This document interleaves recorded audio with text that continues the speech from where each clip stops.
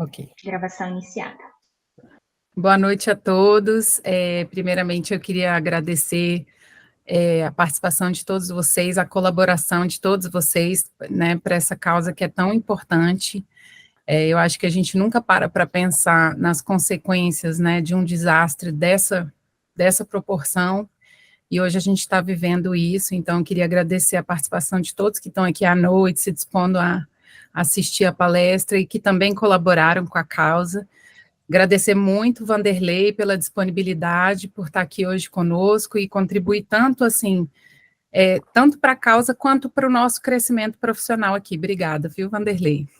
Bom, meu nome é Daniele, eu vou mediar esse painel agora das 19 horas no Brasil. Eu sou formada em arquivologia, formei em 2003 na Universidade de Brasília, sou mestre em Ciência da Informação também pela Universidade de Brasília, com a conclusão em 2016, e sou doutoranda de Estudos de Biblioteca, Arquivo e Informação aqui da Universidade British Columbia. Também sou arquivista do Ministério Público do Trabalho. E hoje eu vou apresentar para vocês a palestra do Vanderlei. O Vanderlei é arquivista, mestre e doutor em Ciência da Informação pela Universidade de Brasília, foi componente de diversas câmaras técnicas e consultivas do Conselho Nacional de Arquivos e pesquisador do TIM Brasil do projeto Interpares 3, é analista em documentação e informação legislativa da Câmara dos Deputados, participa do grupo de pesquisa, Dríade da Rede Cariniana de Preservação Digital, capitaneada pelo IBICT, é autor de diversos livros e artigos com a temática arquivística, sobretudo quanto à gestão e preservação de documentos digitais. E o título da palestra dele hoje é A Segurança da Informação e a Gestão de Documentos Digitais Arquivísticos. Antes da gente começar a palestra do Vanderlei, esqueci de dizer as regrinhas aqui dessa sessão. Então, para vocês, vocês vão poder ter um espaço aberto para fazer perguntas para o Vanderlei ao final da palestra dele. Vocês têm duas opções, ou vocês levantam a mão e podem abrir o microfone para fazer a pergunta quando forem chamados, ou podem enviar a pergunta diretamente no chat, que a gente vai mediar as perguntas e passar esses questionamentos para ele, tá bom? Muito obrigada, Vanderlei, vou passar a palavra para você. Boa noite a todos, obrigado, Dani, obrigado, Tati, e obrigado a todos os presentes aí por esse apoio a esse evento, que não tem uma palavra melhor do que arquivologia solidária, né? Acho que esse caso foi um caso excepcional, né? Mas existem várias outras coisas acontecendo pelo país que a gente poderia trabalhar em outras oportunidades dentro desse carimbo chamado arquivologia solidária. Eu acho que é um bom começo para agora, e de antemão eu desejo que o pessoal do Rio Grande do Sul, que está passando por tanto perrengue nos últimos tempos, consiga sair, superar o mais cedo possível essa crise. Então, vou aqui tentar fazer um pouco da contribuição, por menor que seja, mas para que nós possamos agir como seres humanos que, de fato, nós somos, né? Então, primeiro, eu queria saber, está compartilhado aí já, né? Tá sim, tudo certo. Então, eu vou... Infelizmente, eu só tenho uma tela, então não vou ver mais vocês durante um bom tempo. Então, gente, esse tema eu escolhi, obviamente, pelo que aconteceu mesmo, né? Que segurança da informação, e quando a gente fala sobre acervo arquivístico, é algo que todos sabemos que é importante, mas que, infelizmente, a gente vê pouca prática nas nossas áreas, né? Então, a segurança, vamos dar um exemplo bem óbvio, né? Quantos arquivos vocês conhecem que têm um plano de prevenção contra desastre? Básico, essa é uma pergunta básica. Então, quantos arquivos vocês conhecem que têm um plano de prevenção contra desastres? Quantas instituições existem que vocês conhecem que têm um plano de contingência em relação ao tratamento da informação, caso algum sistema saia do ar? Então, daí a gente já começa todos os nossos problemas, né? Mas, quando eu coloquei esse título e a gestão de documentos digitais arquivísticos, eu quis trazer à baila um fato que também é óbvio, mas que a gente acaba ignorando sempre. Quando a gente fala sobre segurança da informação, e dentro do contexto de que surge esse evento, que foi um problema com instituições arquivísticas que têm acervos, né? Então a gente acaba esquecendo que também existem outras inúmeras instituições no Estado que têm acervos arquivísticos que deveria ser encaminhado aos arquivos, mas que provavelmente não vão porque também se perderam, né?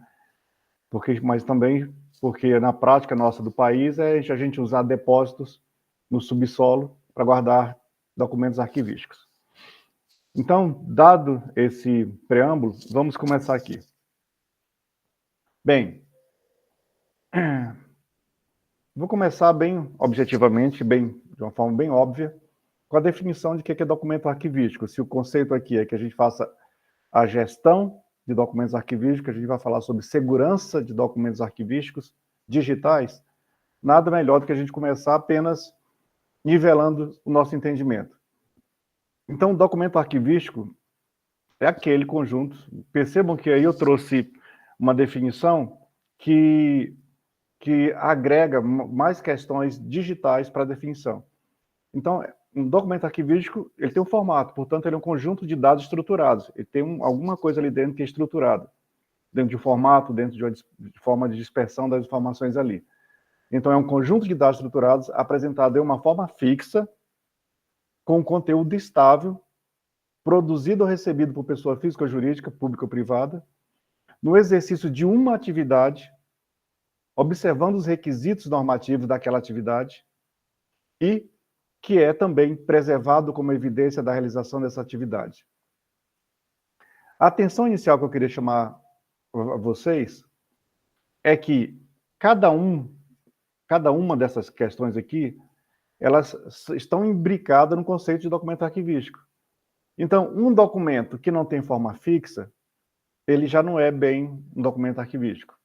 Um documento que não tem conteúdo estável, e a gente pode discutir sobre forma fixa, variabilidade limitada, aqueles conceitos do interpares, mas no momento eu queria que vocês ignorassem isso um pouco e pensassem apenas nessa definição, que não tem um conteúdo estável, portanto, ele não pode servir de prova, já que o conteúdo muda, que foi produzido, ele precisa ter sido produzido ou recebido por uma pessoa física ou jurídica, e essa produção precisa ser um exercício de uma atividade corriqueira, ou uma atividade a qual essa instituição, essa pessoa exerce, e que esse documento produzido para registrar determinada atividade, para executar determinada atividade, ele está submetido aos requisitos normativos, que é a execução daquela atividade. E alguém tem que preservar esse documento como evidência. Esse conjunto de ações, esse conjunto de requisitos, é o que torna um documento arquivístico completo. E eu queria que vocês atentassem para a palavra completo, porque nós vamos falar mais adiante de uma coisa diferente. Tá? Então, aqui, da cunha ao reconhecimento de voz. Então, durante a evolução da humanidade, a gente começa lá escravando uma rocha, com uma cunha. A gente passa para outras coisas, tantas canetas, penas, lápis, máquina datilográfica, gravador de voz, máquina fotográfica, filmadoras, telefones, computadores, celular, que é a última da moda agora. É a nossa última etapa agora nesse momento. Né? Então, a gente tem todo esse conjunto, essa linha do tempo aí, de instrumentos de produção de documento. E embaixo, nós temos todo um conjunto evolutivo de tipos documentais e seus suportes. Né? E, gente, sempre nós tivemos problemas com isso. Sempre. Eu acho que, não sei quantos de vocês aqui tiveram curiosidade para conhecer o Monty Python, o grupo Monty Python, que tem um filme que, por acaso, eu não lembro o nome agora, não lembro agora o nome, mas que conta a história de Jesus. e tem uma cena lá no meio, que é Moisés com as tábuas, e ele deixa elas caírem. São 2 pedaços de rocha, cai no chão, despedaça. Então, havia problema já com aquele suporte lá antigo. Se ele tiver todos os critérios de produção, ele é preservado há muito tempo. Mas se não estava os critérios de produção e de preservação e de manutenção, ele vai ser preservado durante muito tempo. Mas se ele não está submetido a esses critérios, a esses controles, vai se perder. Isso com qualquer um desses documentos aí. Alguns são mais fáceis, outros mais difíceis. E aí, finalmente, nós temos aí embaixo, da tábua de argila ao óptico magnético, os bits que nós temos hoje. Então, tem essa frase aí do Nicholas Carr, que é: as tecnologias que uma sociedade usa para registrar, armazenar e compartilhar informações terão um papel crucial na determinação da riqueza ou na escassez do seu legado informativo, obviamente, né? Então, a questão principal aí, gente, é: a tecnologia colabora ou dificulta a preservação. Mas cada uma dessas tecnologias exige um comportamento, existe uma atenção. E é preciso que a gente, como pessoas que trabalham com informação, tenhamos conhecimento para orientar aquelas pessoas que só executam atividades e que geram informação, de como devem proceder corretamente. Então, vamos continuar. Falei lá atrás a definição de documento arquivístico, que é aquilo tudo, que é uma definição enorme, que coloca uma série de requisitos. E o que é um documento arquivístico digital, objeto dessa nossa conversa agora? É, de uma forma bem óbvia, é um documento digital reconhecido e tratado como um documento arquivístico. Então, percebam lá atrás, quando a gente fala de um documento arquivístico, a gente fala, ó, preservado como evidência da realização dessa atividade. Essa frase, gente, exige uma ação. Uma ação é um querer. Não é um acaso, é um querer, é uma decisão de preservar como evidência. E aqui tem tratado como documento arquivístico. Como é que se trata um documento arquivístico? E aí vem uma outra pergunta que a gente vai tratar ao longo dessa conversa. Mas antes eu queria fazer a pergunta para vocês.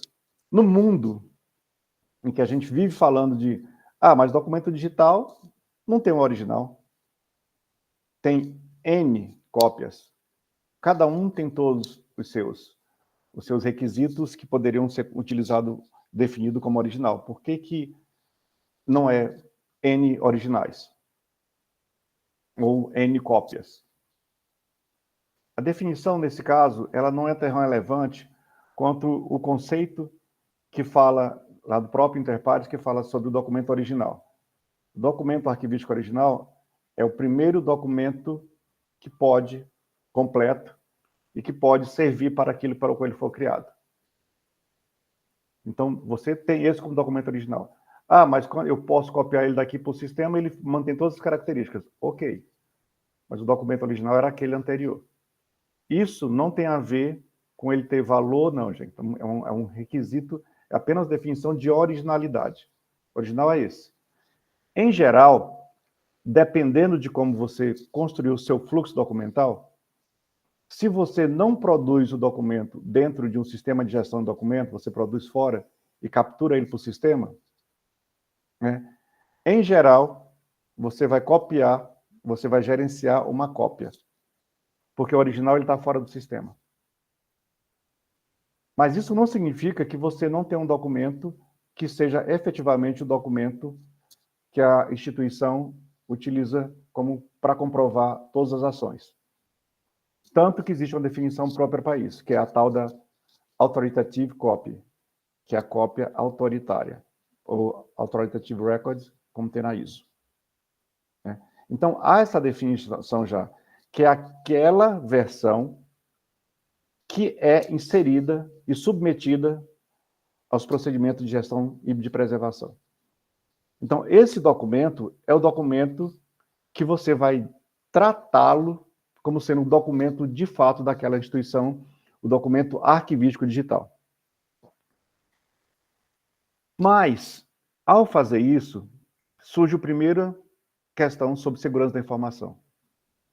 O que é que você faz com um documento que não foi capturado pelo sistema e que foi o original? Tem várias formas de fazer, mas a questão principal é preciso que isso esteja normatizado. A instituição precisa estabelecer como tratar cada uma dessas cópias até que selecione a sua cópia autoritária. A partir disso, todas essas outras cópias não faz sentido existir. Tá? Então, essa primeira definição, além de documento arquivístico, a cópia autoritária, porque elas são sinônimas. O documento arquivístico digital, que é gerenciado, que é a cópia autoritária, é o que nós vamos chamar de documento arquivístico digital de fato. Tá? E por que eu estou falando isso, gente? Porque a gente lá atrás fala de um documento que tem que ser tratado como documento arquivístico. O que é ser tratado como documento arquivístico, como eu falei para vocês? Entre outras coisas, vocês precisam classificar, precisam indexar, precisam definir procedimento contra sigilo, precisam definir procedimento contra a preservação ou descarte, precisam definir uma série de procedimentos e capturar uma série de metadados para poder gerenciar. Todos os documentos arquivísticos na sua instituição estão assim hoje? Sem piscar, eu afirmo para vocês. Não. Não estão. Eu diria até pior, que a maioria não está. E é nesse conceito que surge, nesse contexto, que surge o conceito de documento ruim ou documento potencial. Documento arquivístico potencial. Documento arquivístico ruim, documento arquivístico potencial. Então, o que é? O primeiro, que são os documentos ruins, são documentos produzidos, documentos arquivísticos, ou documentos que deveriam ser documentos arquivísticos, mas que foram produzidos e não possuem diversas das características de um documento arquivístico. Por exemplo, registro da autoria. Por exemplo, classificação. Por exemplo, vinculação efetiva a uma atividade. Tem outras, são aquelas características do documento arquivístico. Essas características, se você abre, por exemplo, o seu HD da sua instituição hoje, você vai ver lá um número exagerado de documentos que estão dentro de uma pastinha lá que você colocou ofícios, por exemplo. Está lá. Esses documentos não dizem a que vieram e para que são. Provavelmente eles foram impressos e o original é que está valendo. Provavelmente eles foram para o sistema e assinados no sistema. Então, eles são ali cópias que não tem por que estar ali, mas muitas das vezes alguém assumiu que esses documentos já seriam suficientes e não gerenciaram o papel. E aí você tem documento ali que deverá ser documento arquivístico, mas que não possui as características do documento arquivístico. Tá? E por outro lado, nós temos também os documentos arquivísticos potenciais, que é uma denominação que foi definida para documentos arquivísticos, documentos conjunto de dados que estão dentro de sistemas e que podem vir a gerar um documento arquivístico e que não geram. Né? Ou que não preservam esses documentos dentro de um formato estável, de uma forma fixa, um conteúdo estável, por exemplo. Então, esses são documentos arquivísticos potenciais. Nenhum desses dois casos são documentos que estão sendo gerenciados em sistema em SIGADs. Então, eles começam já de antemão a nos dar um problema de segurança. Que problema é esse? É um problema bem simples. É o problema de qual é o grau de confiabilidade que eu dou para esses documentos. Ou como que eu comprovo a autenticidade deles. E aí, se eu não tenho como comprovar isso, ou se a comprovação desse tipo de informação como autêntico é muito fraca, é muito falha, né? Como é que eu uso esse documento no futuro como subsídio para uma prova? Então, nós começamos daí já com o nosso problema de segurança. Eu preciso agir lá atrás, numa das funções arquivísticas básicas, que é a função de produção. Tá? E aí eu chamo aqui, novamente, uma fotografia que fala, novamente, de produção e de como isso começa a ficar centralizado no nosso mundo moderno em storages, em áreas de armazenamento enorme. Tudo se torna digital, tudo é digitalizado e vai para os storages. E, infelizmente, quando isso acontece, as pessoas esquecem que alguns originais precisam também ser preservados e focam todos os seus recursos no digital. Então, essa é uma outra questão de segurança. Se você tem documentos originais que não estão sendo preservados, não estão recebendo a devida, estão recebendo mais atenção do que os originais que geraram essas manifestações, então você está com um problema também. E em alguns casos no país, nós temos visto essa atitude de uma forma leviana, inclusive. Já que a gente não pode eliminar, a gente deixa que o cuidado elimine, ou a falta de cuidado. Bem, então nós temos aqui um grupo de funções arquivísticas naquele conceito do Carroll-Coutier, que ele as divide em 7.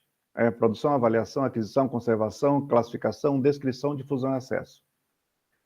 Todas, se a gente for parar para conversar sobre segurança da informação, cada uma dessas aí tem impacto em segurança da informação. Produção, documentos mal produzidos, documentos não classificados, que não oferecem condição de comprovação de autenticidade e que talvez nem garantam que ele pode ser utilizado mesmo para representar aquela atividade para a qual ele foi gerado. A avaliação. Uma avaliação errada pode descartar um documento. Pode fazer com que um documento não se junte a um determinado acervo ou não complete um determinado tema. Aquisição e recolhimento. É a mesma coisa. Se o documento for mal avaliado, se ele não é organizado direito no recolhimento, se ele não é descrito lá, novamente a gente vai lá para a função descrição.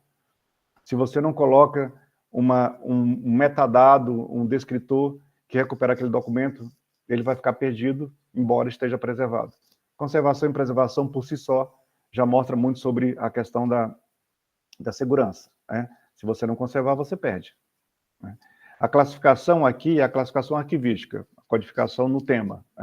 Então, se você classifica um documento num código diferente, você pode perdê-lo, você pode não achá-lo. Se você descreve diferente, você pode perdê-lo. E a difusão e acesso é talvez, nesse momento, agora que nós estamos falando, uma das mais sérias, porque existe toda uma legislação específica que fala sobre a obrigação de difundir e a obrigação de proteger as informações de quem não deve ter acesso.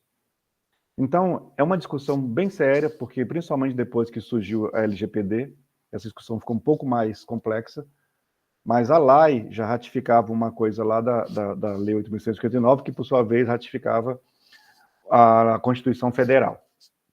Então, nós temos tudo isso, gente, para conversar.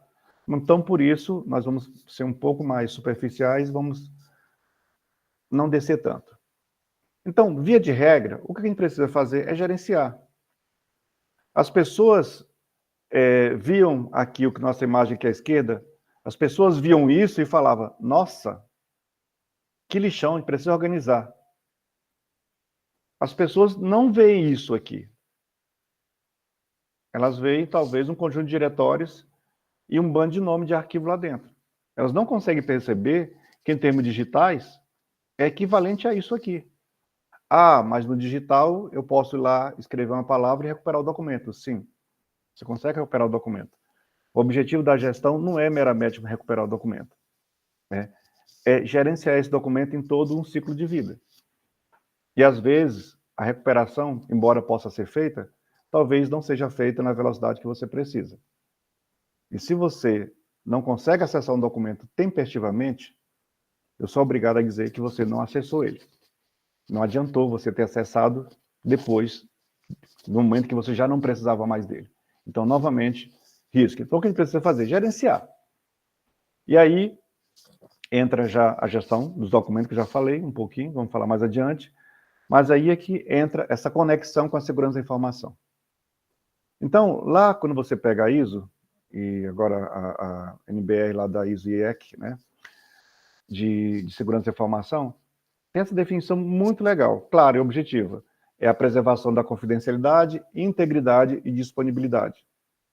Então, em outras palavras, você tem que garantir que o documento, dentro da confidencialidade, ele não possa ser acessado porque não tem direito.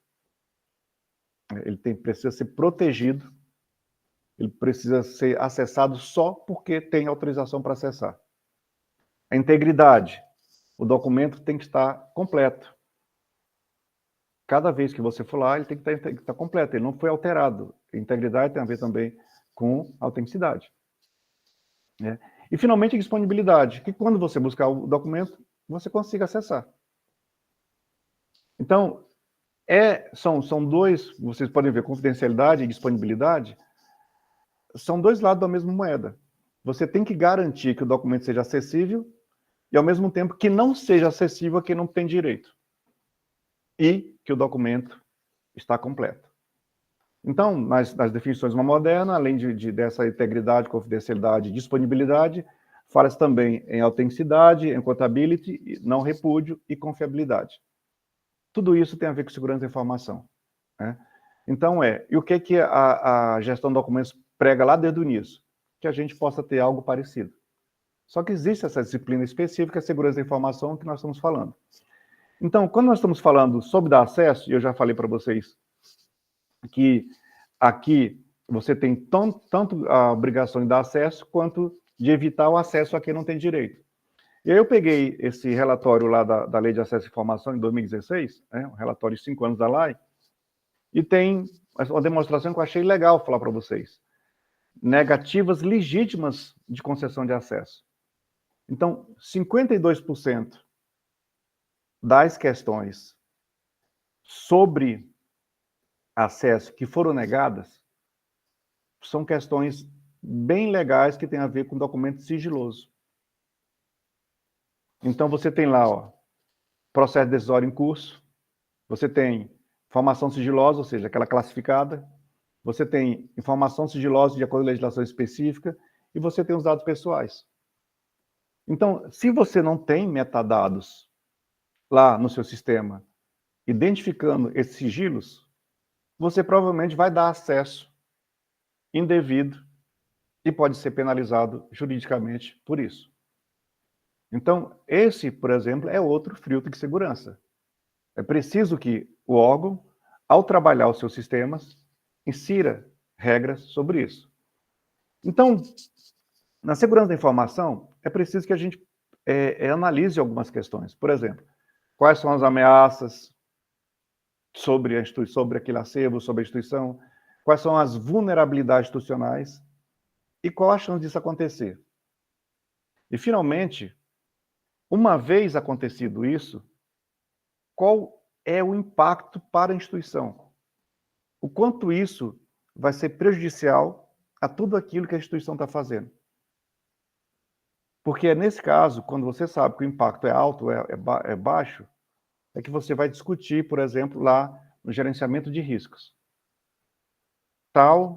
Por exemplo, eu vou me preocupar aqui em Brasília com uma prevenção de risco em relação à possibilidade de um terremoto? Provavelmente não. Não.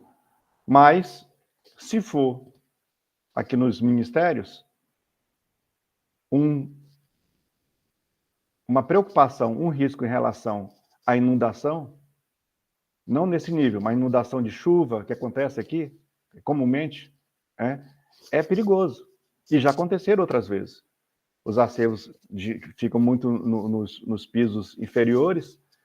Quando chove, a água vem descendo aqui pela esplanada, desce e sempre impactou. Então, há um cuidado a ser pensado. Então, e se vai ter enchente, nesse sentido, vai ter essas inundações, não é enchente, vai ter inundações, qual a possibilidade disso me afetar? De 1 a 10? É 2? Então eu vou tratar de outro risco. Ah, mas o impacto é enorme. Calma aí. Então vamos levar isso mais a sério. E é assim que a gente vai discutindo isso. Bem, mas as instituições, elas não estão levando isso a sério. Não estão levando tanto a sério que você vê isso aí. Se você chega num lugar e vê lá que está fechado o órgão porque o sistema está fora do ar, significa que a área não está levando a sério. Porque a instituição não deveria parar porque não tem energia, ou porque o sistema saiu do ar. Ela teria que ter um plano de contingência para substituir isso aí. Substituir o sistema. Mas hoje está ficando de um jeito que todo mundo está totalmente subordinado à necessidade de usar um sistema. Se o sistema sai, a instituição não tem nem como funcionar. Né? E aí a coisa fica séria de um jeito, que as pessoas, ao invés de submeter, de trabalhar, começam a trabalhar para melhorar o sistema, começam a trabalhar para burlar o sistema. Né? Isso é da natureza humana. Se há lei, vamos ultrapassá-la, vamos mudá-la, vamos corrigir para nós, né, no que nos favorece. Então, essas coisas estão acontecendo. Se você está fazendo fraude num ponto eletrônico, um documento digital que é gerado, ele é gerado baseado em fraude. Ele é um documento que já nasceu errado. Mas como é que você mapeia isso? Se você não pensar antes na possibilidade de acontecer uma fraude no ponto eletrônico, você não vai conseguir provar que foi uma fraude. Por outro lado, há um caso que é muito sério, que são as pessoas que têm acesso aos sistemas, têm um nível de autorização enorme de administrador e que pode apagar tudo.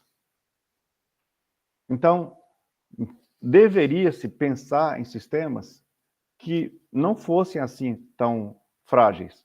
No caso desse aí, por exemplo, eu tenho absoluta certeza que não é o sistema que é frágil, simplesmente não havia sistema. Havia registros. Aí você vai lá e apaga tudo.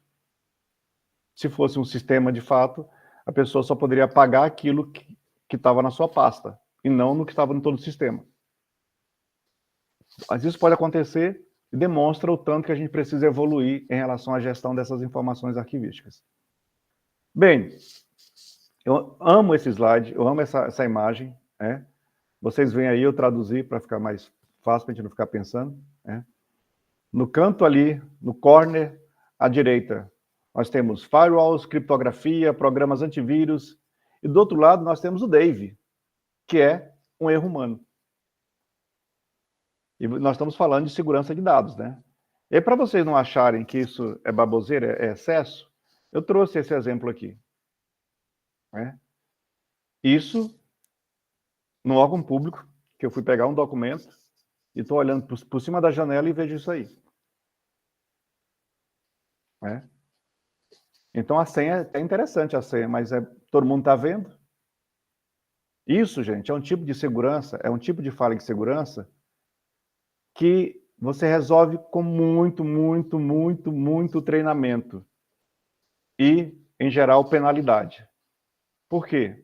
Percebam, esse levantamento de 2019, eu não consegui nada mais recente, mostra erro de segurança, incidente de segurança com usuários autorizados. Olha só, o que mais assusta é esse aqui, ó. Quase a metade dos eventos, as pessoas compartilharam senha. Se a senha é sua identidade no sistema, se a senha é aquilo que diz que foi você que fez e te atribui penalidades, 50% você compartilha a sua senha. Então, é muito complicado. 30% compartilha informação sensível em grupo de WhatsApp. 52% ficam desatentos e acabam clicando em links inseguros recebidos por e-mail, por SMS, rede social. Tudo isso gera insegurança e gera possibilidade de uma grande perda no acervo institucionais. Então, se você sabe disso tudo, você tem que fazer um planejamento sobre isso. Então, o que é planejamento? Vamos executar um planejamento de gestão de risco. O que nós fazemos? Primeiro, vamos identificar os riscos, vamos analisar qualitativamente, vamos analisar quantitativamente, está errado aqui, tá? Quantitativamente e qualitativamente. Temos que fazer um planejamento para responder a esses riscos e vamos monitorar o que acontece. É isso, não há nada de anormal. O que há é a necessidade de monitoramento e de atualização, gente. Porque há sempre riscos, dependendo da tua situação, da tua instituição, há riscos que eles são sazonais. E há riscos que são imprevistos. Né? Então, você sabe que, por exemplo, de janeiro, de dezembro a janeiro, há um excesso, há um número enorme de tentativa de acesso indevido ao site da instituição. O que você faz ali em janeiro? Você mantém um monitoramento mais forte, conversa com todo mundo, trabalha com mais firewalls e mantém uma verificação 24/7. Você faz isso só em dezembro e janeiro. Os outros meses do ano você vai menos, porque tem menos tentativa. E assim você também tem que gerenciar. Quando é que você vai preocupar com inundação? Quando tem chuva. Que mês que chove muito? Vale de dezembro a março. Ok, então é isso. É quando a gente vai fazer esse risco, quando a gente vai trabalhar esses riscos. Bem, a Flor e o Alexandre, do IBICT, fizeram um negócio que eu achei bem interessante, potenciais riscos a acervos digitais. Então aí, eles pensaram realmente onde está o acervo digital e como tratar isso. Então, tem um foco muito em armazenamento. Né? Mas percebam, carência de política de avaliação de acervo. Vale. Carência de política de descrição. Vale. Alta dependência tecnológica. O que é aqui? Você tem N formatos, você tem vários hardwares, você tem várias coisas assim, tem vários serviços online, vários serviços em nuvem. Isso é dependência tecnológica. Desastre em larga escala. Esse aqui não tem como, é plano de desastre. Né? Erro humano. Falhas de componentes digitais. Falhas de mídia. Obsolescência tecnológica de mídia de hardware, software e formato. Falhas organizacionais de gestão, falhas econômicas. Percebam o número de possibilidades que pode acontecer. Aqui, onde tem falta de pessoal especializado em preservação digital, a gente pode falar falta de pessoal, falta de arquivista, falta de tecnólogos, falta de uma série de outras coisas assim. Olha aqui, quão importante é financiamento, gente. Nós estamos falando de documentos digitais. Se é uma fonte financeira que prevê, por exemplo, a manutenção de um repositório de preservação digital, é um risco muito alto. Os ataques dentro e fora da organização são desastres naturais, ausência de novas linguagens adaptadas à descrição de documentos eletrônicos, a afligência de lei dos direitos autorais. Percebam a quantidade de coisas que pode acontecer? Então, o que é que você vai ter que fazer aí? Você vai ter que analisar a sua instituição e falar, bem, quais aqui eu estou sujeito? Que outras nós temos? E aí, você vai adiante, começa a criar a sua matriz de gestão de riscos. Aqui, eu trouxe duas matrizes, que são as mais corriqueiras, né? A matriz de qualidade, qualitativa, e a matriz quantitativa. Elas são a mesma coisa. O que muda é questão, basicamente, de você numerar. Aqui, você fala desprezível, marginal, tal, crítica, extrema, e você só marca em forma de cor. Tudo aquilo que é vermelho é intolerável. Então, se você tem uma matriz de risco e que diz que um risco ele é quase certo de acontecer e ele vai ter uma consequência extrema, gente, você não pode deixar esse risco sem uma gestão, um gerenciamento muito forte. Para qualquer coisa que acontecer, você consiga já ir adiante. Não fique preso. Percebam, se ele tem uma consequência desprezível e é raro de acontecer, para que eu vou preocupar com ele? Então, por exemplo, aqui no DF, é você fazer uma previsão de risco contra chuva de granizo. Né? Ele talvez ficasse aqui, pouco provável, não é nem rara. Né? Então, são essas questões. E aqui, você estabelece alguma tabela numérica que implica o que significa cada coisa, né? E aí você coloca como quantidades. Então, rara, pontuação 1, a maior pontuação aqui é 25. E você vai trabalhando essa tabela, 1, 2, 3, 4, 5, 6, 7, 8, 9, 10, 11, 12, 13, tá vendo? Até que vai ao 25. E aí você vai marcando a mesma coisa. Uma probabilidade, um risco que tem a probabilidade que é provável de acontecer e que tem uma consequência média, é algo que está no vermelho ali e a gente precisa trabalhar. Né? Então, ele tem uma junção, o quantitativo ele tem uma junção com qualitativa por causa das cores. Só torna numericamente mais gerenciável. Então, gente, é aí que entra a nossa ação, de identificar pontos fortes, pontos fracos e riscos, e trabalhar isso. Então, a gestão de documentos como um todo, ela tem uma série de procedimentos já previstos para eles, para ser feito, com o objetivo exatamente garantir que o documento é autêntico, compreensível e confiável, e garantir seu acesso. Então, quando você pensa no ecossistema de gestão e preservação de documentos arquivísticos, você vai ver, entre uma série de coisas, lá embaixo vai ter alguma coisa chamada segurança da informação e gestão de riscos. Porque é imprescindível. Tudo isso é muito caro para a instituição. Caro no sentido financeiro e caro no sentido de consequências de uma má gestão. Então, é necessário ter uma segurança de informação e gestão de riscos em execução. Então, aqui, só para ilustrar, já falei para vocês da lei, que diz que tem que ser transparente, mas tem que proteger a informação sigilosa. O que faz com que a gente fique o tempo todo ali no fio de uma navalha, né? Com medo de fazer uma coisa errada. Só que, para piorar isso tudo, nós temos informações com restrição de acesso. E como é que a gente lida com essas informações? Porque muitas informações, elas não são previamente informações com restrição de acesso, elas se tornam. E como é que eu gerencio isso? A melhor maneira, gente, infelizmente, é com recurso. E que recursos são esses? A implantação de um CIGAD, a implantação de uma política de definição de regra de acesso e um treinamento para a aplicação disso. Então, se você tem um CIGAD, por exemplo, e esse CIGAD ele está aderente à resolução 50 do CONARC, né?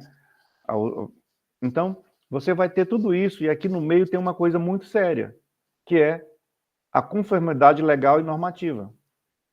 Isso aqui é onde a gente atende os requisitos de segurança da informação, principalmente, porque são as normas técnicas que falam sobre isso e a observância à legalidade. Né? Porque as outras coisas são quase que tecnológicos. Né? Você tem aqui integração, barramento, e as outras coisas são as aplicações principais. Tá? Bem, e aqui uma aplicação de uma questão de segurança, de sigilo, no CIGAD, que é lá do EARC Brasil. Então, ele está lá escrito aqui, olha, o CIGAD deve formalizar a decisão de classificação da informação em qualquer grau de sigilo, conforme a legislação vigente. Então, quando alguém classifica um documento, o CIGAD tem que deixar claro lá que está classificado e mostrar as razões.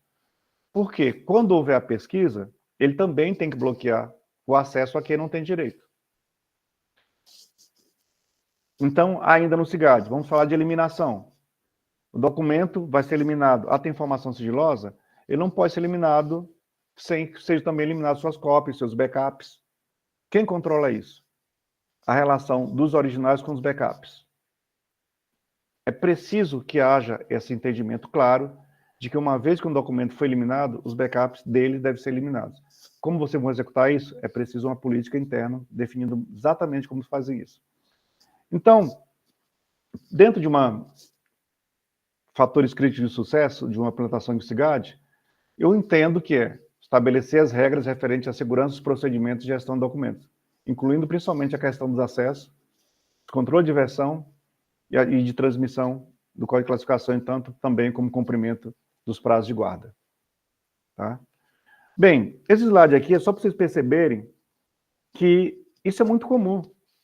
Você tentar acessar um documento e aparece isso tudo, ó. Tudo são frases. Então, me parece que é muito mais adequado não a gente falar se nós vamos perder a história, é o quanto da história nós vamos perder. Porque nós não estamos tomando atitudes para nos preservar, para ter segurança nos acervos digitais que nós estamos produzindo. Então, uma outra questão de segurança que tem a ver com produção. Você produz um documento aqui, e é um e-mail, que já está muito claro ali, na primeira página, ó, o documento não tem classe, não é classificado, não é sigiloso. E aqui no outro, um documento é reservado. Então, um documento que tem isso, ele precisa ser capturado pelo sistema e gerenciado assim, com sigilo, ou não. Mas nós temos um problema na administração, que é a falta de coerência no uso dos requisitos. Então, o que é que diz a legislação? Que os editais e pregões eletrônicos, seja o que for, eles são documentos que são entendidos em termos de sigilo como sigilo especial, que é um sigilo durante o procedimento, enquanto ele está sendo executado. Né? E aí a pessoa vai e coloca um documento desse sendo reservado. Esse documento não deveria ser classificado, e ele foi classificado como reservado. Né? O que é um problema para quem gerencia os documentos, porque implica em ter que fazer um procedimento de desclassificação. Enquanto, se ele tiver apenas o sigilo de procedimental, uma vez que ele encerre o procedimento, ele já é público. Não tem que tomar nenhuma atitude. E isso dificulta a gestão. Então, nós temos aí casos evidentes de documentos corrompidos. Só para ilustrar. Então, por que isso é importante, gente? Porque aí é um outro viés da segurança da informação, que é a preservação digital. Eu trouxe uma série de publicações sobre isso apenas para ilustrar. Então, dentro da questão da preservação digital, a gente precisa perceber todas essas fragilidades do documento digital e começar a agir desde a produção para que eles sejam preserváveis, inclusive, quando chegar a hora de ir só para a preservação digital. Então, aqui, só ratificando, é preciso, aqui, o destaque para o meu segundo, conscientização, mudança cultural e treinamento. Senão, a gente não vai fazer uma preservação digital que a gente precisa. Né? Enfim, eu coloco essa frase do Zé Maria aqui para finalizar as discussões, é que parece que é isso, gente. O nosso problema dos arquivos parece que é o fato de que há um conceito por aí de que é mais fácil a gente não ter registros, porque sem registros, sem memória, a gente pode ser mais facilmente manipulado. Né? Bem, no que diz respeito à gestão de documentos digitais, eu gosto muito dessa frase lá dos holandeses lá, do arquivo 2.0, que não é tanto sobre tecnologia, quanto é sobre atitude. Bem, obrigado, grato. Tomara que vocês tenham algumas perguntas, mas eu já vi que o nosso horário quase foi. Obrigadão. Obrigado, Vanderlei. Maravilhosa palestra. Agora eu vou abrir o espaço para as perguntas. Deixa eu ver aqui.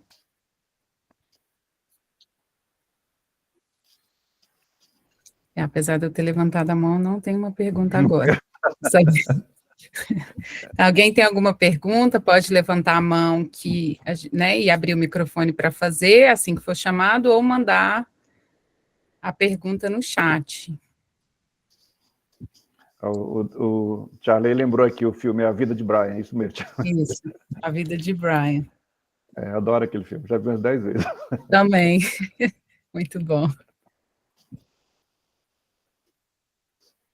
Camila, Camila, levantou a mão, pode abrir o microfone e fazer a pergunta. Se tiver alguma dificuldade, me fala, tá? Tá, perfeito. Estão me ouvindo? Sim. Ótimo. Oi, Vanderlei, tudo bem? Oi, pessoal. Oi, Camila. Boa noite.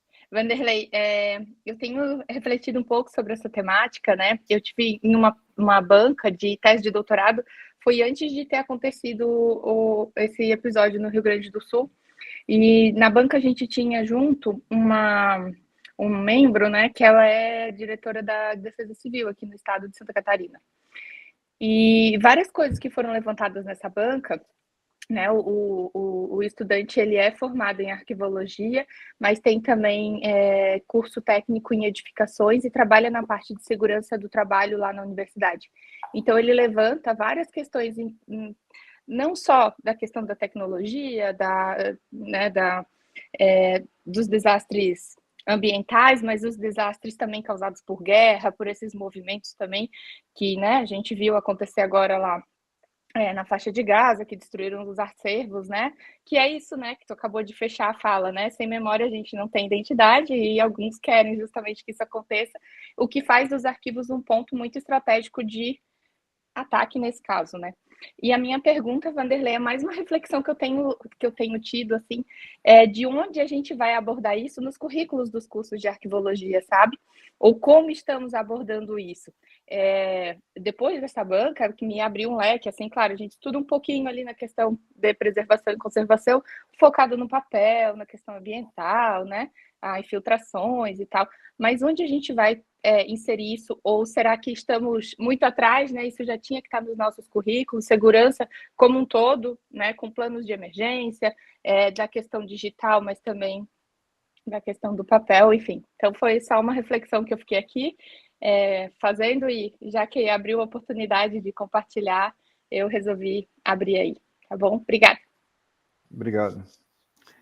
Bem, Camila, é uma questão curricular, é sempre um problema, porque a arquivística, a arquivologia, por ser uma coisa assim tão abrangente, ela exige uma formação muito ampla, e currículo nenhum vai conseguir isso.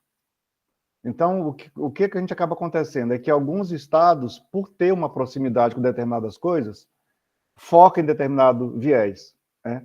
Então, assim, eu acho, por exemplo, no curso que eu fiz, tinha conservação e restauração. Mas era um foco muito de mexer no documento, de conservar. A gente não tinha apesar da gente, em teoria, estudar a edificação, sobre como é que eram as áreas dos edifícios, a gente não tinha, de fato, uma prática que funcionasse. A gente não ia lá, a gente foi no arquivo público DF, eu conheci um plano de prevenção contra desastre. Eu achei muito legal isso. Uhum. Mas nunca vi na prática como é que funciona, como é que a gente elabora, não são coisas que a gente vê. E em relação aos documentos digitais, já existe uma expertise interessante do pessoal de TI, que a gente não aproveita. Porque a gente não tem, por exemplo, um estudo sobre, vamos ver, uma disciplina de preservação digital, uma disciplina sobre gestão de documentos digitais no viés tecnológico. Sabe? Como é que a gente faz isso? Como é que a gente muda formatos? Como é que a gente preserva um hardware? Como é que, sabe, essas coisas não tem. Porque a gente foca no como é que a gente mantém a autenticidade. Uhum. Então, não é que uma não precisa da outra, mas que provavelmente não vai caber no currículo. Aí vai caber na UNB tem disciplina optativa, que você faz mais, além daquilo que você é obrigado a fazer. Mas hoje o pessoal quer sair mais cedo da universidade? Sim, infelizmente. Agora, a Eliane Barbosa, tá certo, Camila? Tá satisfeita? Ok. Sim, era Obrigada, isso, Vanderlei, era para a gente refletir mesmo sobre esse movimento e essa necessidade também. Obrigada. A Eliane mandou uma pergunta aqui no chat. Boa noite. Em caso de fitas VHS, o representante digital, fita digitalizada, pode ser considerada a cópia autoritária em um acervo? Outra questão, o VHS pode ser eliminado? Aí, Eliane, só para deixar claro, cópia autoritária é um conceito que tem a ver com documento digital, nato digital. Tá? Se você tem 2 documentos nato digitais, a cópia autoritária é aquele que você vai botar no sistema. Aí você está falando de digitalização. Digitalização, você vai ter uma cópia autenticada, se é o caso, um documento autenticado, se é o caso, que você vai botar no sistema. E aí é um outro processo que tem que ser pensado. Porque, em algum momento, eu, por exemplo, eu defendi a história de que um documento migrado, se você não tem como, estou falando da migração mesmo, estamos falando de tecnologia, você tem um documento VHS aí, que é um documento analógico, e você está migrando ele para o digital. Você está criando um outro documento em outro formato. Eu, durante um bom tempo, eu defendi que isso é uma substituição. Eu sempre fui esbarrado com pancada no que o pessoal falava. Não, se o documento, por exemplo, é de valor histórico, você não pode eliminar o original. Então, há essa definição, e não a definição que congrega com o conceito de evolução tecnológica. Não é. Tá? Então, isso é uma questão a ser discutida muito ainda. Né? Porque o pessoal está levando também, aí nessa pergunta, Eliane, para os filmes filmes em rolo.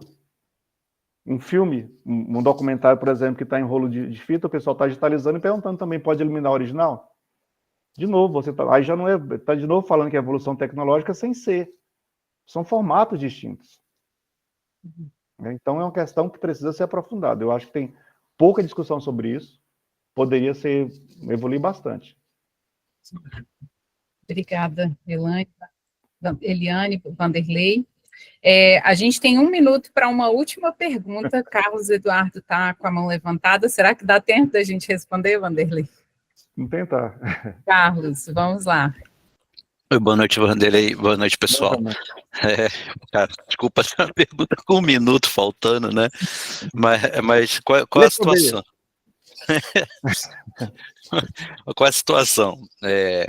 A gente tem sinistros, né, em arquivos e tal, e falta política de recuperação de desastre, isso é muito claro, muito bem apresentado por ti, Vanderlei, mas assim, como a recuperação de desastre, as políticas, técnicas, e que tu apresentou, é como resolver a situação, né, é a vacina, mas como tu vê a situação de cobrar a vacina, se no Brasil nós não temos uma instituição com poder de polícia para ir lá no arquivo público do Estado e falar, cara, olha, você está sujeito a inundações e não fez uma cópia off-site.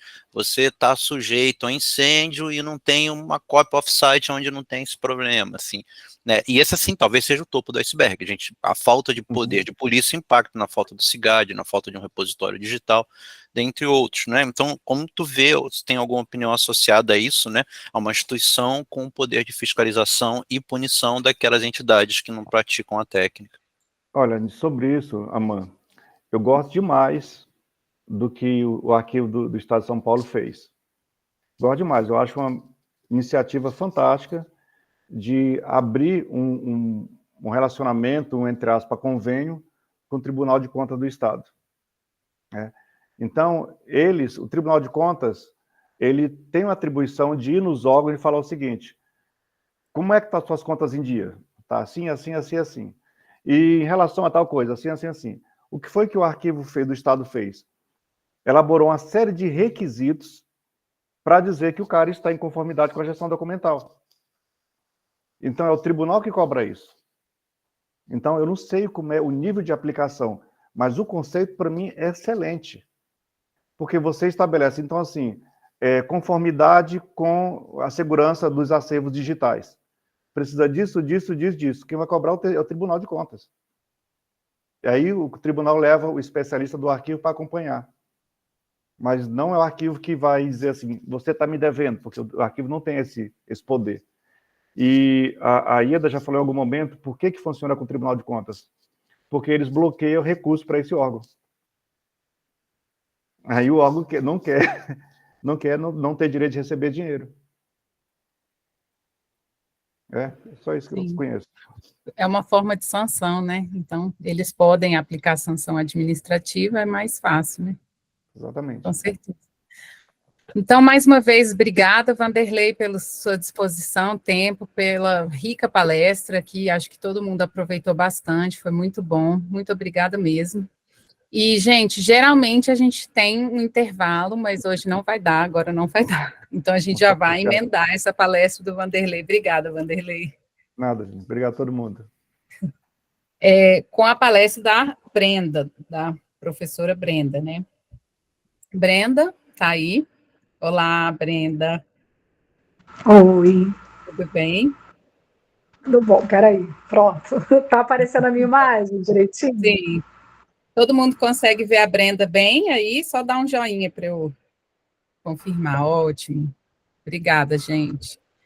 Bom, vou apresentar aqui agora a professora Brenda. A Brenda, doutora Brenda, possui graduação em arquivologia pela Universidade Federal Fluminense, especialização em gestão estratégica pela Universidade Cândido Mendes, mestrado em ciência da informação pelo programa de pós-graduação em ciência da informação do IBICT, UFRJ, doutorado em ciência da informação do programa de pós-graduação em ciência da informação também do IBICT, UFRJ, especialização em psicopedagogia pela Faculdade Facuminas, foi servidora do Arquivo Nacional, onde desenvolveu trabalhos a respeito de documentos arquivísticos digitais, é ex-membro da Câmara Técnica de Documentos Eletrônicos do Conselho Nacional de Arquivos e também ex-membro da Câmara Técnica de Paleografia e Diplomática do CONARC. Atualmente é professora adjunta do Departamento de Arquivologia da Universidade Federal do Estado do Rio de Janeiro, a Unirio, e professora credenciada no programa de pós-graduação em Gestão de Documentos e Arquivos da Unirio. É diretora substituta da Escola de Arquivologia também da Unirio, vice-coordenadora do Laboratório Multidimensional de Preservação de Documentos Arquivísticos da Unirio, ex-presidente da Associação dos Arquivistas do Estado do Rio de Janeiro e membro do Núcleo de Acessibilidade da Unirio. Seja bem-vinda, doutora Brenda, muito obrigada pelo seu tempo, sua disposição aqui com a gente hoje. Para quem chegou depois, vou falar novamente a regra para a gente fazer perguntas, então vocês podem levantar a mão e assim que forem chamados, abre o microfone e faz a pergunta, ou pode mandar a pergunta pelo chat também, tá? Ao final da palestra da doutora Brenda, e o título da palestra dela hoje é Gestão Arquivística de Documentos Digitais. Então, te passo a palavra, Brenda, vou compartilhar minha tela aqui para seguir com os slides para você, e qualquer coisa, me chama aqui, tá bom? Ótimo, obrigada, Dani. Boa noite a todos, todas e todos, né? Eu já conheço boa parte dos que estão aqui, né? Quem sou eu, inclusive, para falar de gestão para algumas pessoas que estão aqui, como o próprio Vanderlei, que tem até livro escrito sobre o assunto. Mas vamos lá, essa foi a contribuição que me coube, né? Então, primeiramente, gostaria de agradecer a todos, todas e todos, agradecer tanto as pessoas que idealizaram esse evento, que achei fantástico, quanto as pessoas que se propuseram também a participar, tá aqui juntinho com a gente, que eu acho que é esse momento de união em prol de algo maior, inclusive, né?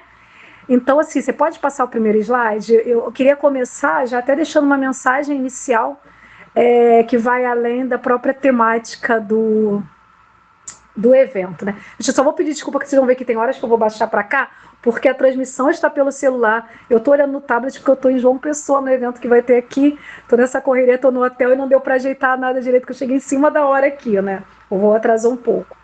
Mas então, deixando como mensagem inicial desse nosso encontro, eu coloquei a seguinte fala, né? Empatia, solidariedade e amor são capazes de transpor barreiras, unir pessoas e tornar o mundo um lugar melhor para todos. Apoio e solidariedade aos arquivos do Rio Grande do Sul. Por que eu quis deixar isso? Porque eu achei fantástico, de fato, a gente unir nossas experiências, nossos conhecimentos, no algo que todos nós temos aqui, né? Quem está entrando na área, que ainda é aluno, quem já é profissional, quem é professor, quem é arquivista, quem é técnico, ou quem é apaixonado por arquivo, enfim. Eu acho que foi fantástica essa iniciativa e é bacana a gente perceber isso, que apesar das diferenças culturais, sociais, políticas, enfim, todos nós nos unimos em prol de algo maior, né? Que é ajudar justamente esses irmãos lá do Rio Grande do Sul no tocante à arquivologia, que é o que nos, né, o que nos cabe, é o pedaço que a gente é capaz de contribuir, né, para além das outras contribuições que cada um fez individualmente. Mas eu achei essa iniciativa fantástica. E isso prova que quando a gente quer, de fato, a gente faz a coisa acontecer. E isso é bacana trazer também para a nossa vida profissional, né? E esse é um grande exemplo disso, que até tem, eu não lembro qual é o autor, que fala sobre os elos de uma corrente, que os elos da corrente são diferentes, mas quando eles estão todos unidos para formar uma corrente, eles esquecem essas diferenças e todos se fortalecem para um bem maior, que é esse caso que a gente está passando agora, né? Então, assim, eu queria mais uma vez agradecer e vamos que vamos, gente. Eu idealizei uma palestra, assim, eu coloquei muitos slides, mas eu estou aqui pensando, a partir inclusive da fala do Vanderlei e tudo, eu vou sintetizar alguns slides para a gente poder ter mais tempo para bate-papo, porque eu acho que é muito mais importante essa troca de conhecimento, questionamentos e dúvidas do que só eu passar o conteúdo, já que muitos de vocês já têm esse contato com a gestão. E aí, então, eu vou passar, mas de qualquer forma, depois o slide está aí à vontade para ser disponibilizado para quem quiser, tá ok? Lembrando que o slide tem contribuições do Carlos Aman, que o Carlos Aman, Carlos Eduardo Aman, ele é meu orientando e ele também me apoia em algumas aulas, é parceiro de aulas lá na Unirio comigo, e ele tem uns desenhos, assim, umas imagens que eu achei muito interessantes, funcionou para os meus alunos, eu pedi a autorização dele para também apresentar aqui para vocês, tá? Então, Aman, também agradeço a sua contribuição gráfica ao meu trabalho. Então, assim, quem já viu quando eu começo a falar de gestão de documentos, eu gosto de sempre, né, ter essas reflexões, porque a gente às vezes tem as coisas como já ditas, já como conhecidas, de senso comum, e nem sempre é. Quando a gente passa para a prática, a gente vê que a coisa não acontece do jeito que deveria acontecer. Então, a arquivologia deu um passo enorme, a arquivologia brasileira principalmente, né? Mal se estruturou na gestão de documentos, a gente vê que muitas instituições e empresas ainda estão engatinhando na gestão de documentos, na confecção dos instrumentos de gestão, nos procedimentos, nas responsabilidades, né, designação de responsabilidades, na criação de políticas de gestão, de planos, de planejamento, mas aí já deram salto para o digital. E aí ficaram afobados. Então é uma coisa diferente, como é que vai ser, o que vai acontecer? Então eu gosto sempre de a gente dar um passo atrás e refletir um pouco da nossa atualidade, né? Atualidade, vamos colocar assim, um pouquinho antes do digital. Então essa imagem que eu trouxe para todos nós, gente, se picotar, ou se eu estiver falando muito rápido, vocês me deem o feedback, porque eu estou sem microfone, então pode dar microfonia ou falhar, tá? Então, essa imagem é para todos nós que já trabalhamos com arquivo, que já conhecemos essa realidade arquivística, né? Aqui eu estou falando de um acervo majoritariamente em papel. Nós temos essas diversas realidades dos documentos, numa instituição, no arquivo pessoal, numa empresa, enfim. Então, a gente tem arquivos ali nas mesas de trabalho, nós temos arquivos nos armários, né? Naqueles gaveteiros também chamados de arquivos, nós temos as massas documentais acumuladas. E aí eu coloquei esse aqui. Vamos refletir, parar para refletir. Como a gente lida com essa massa documental? Como a gente vai lidar com esse acervo arquivístico aí tão diversificado, inclusive em sua organização e tratamento? Isso aqui é dentro de uma mesma empresa, tá? Dentro de uma mesma instituição. Como a gente vai lidar com isso? Passa outro slide para mim, por favor. E aí eu trago a mesma fotografia, só que dentro de um monitor, para mostrar que no ambiente digital a gente tem os mesmos desafios e ainda ampliado por questões tecnológicas, que quebra a barreira do tempo e do espaço, diminui a barreira do tempo e do espaço, né? Então, a gente tem que parar para refletir da mesma forma. O que está faltando aqui para a gente fazer? Por que a gente ainda encontra acervos dessa forma? Por que ainda tem documentos perdidos? Porque tem informações que a gente nem percebe que fazem parte do acervo arquivístico de uma empresa, de um arquivo privado, de um arquivo pessoal, enfim. Então, é essa reflexão que a gente tem que começar a pensar. Olhar esse montante documental e informacional e pensar o que tem que ser feito. Qual é o primeiro passo? O que a gente precisa pensar nisso tudo para dar, de fato, andamento às nossas ações e atividades, né? E aí aqui eu estou trazendo, claro, vou falar sempre fazendo paralelo, mas estou trazendo para o ambiente digital, que é o meu escopo, que é a minha área de conhecimento, é a área que eu pesquiso, é a área que eu gosto. Pode passar, por favor. Então eu coloco...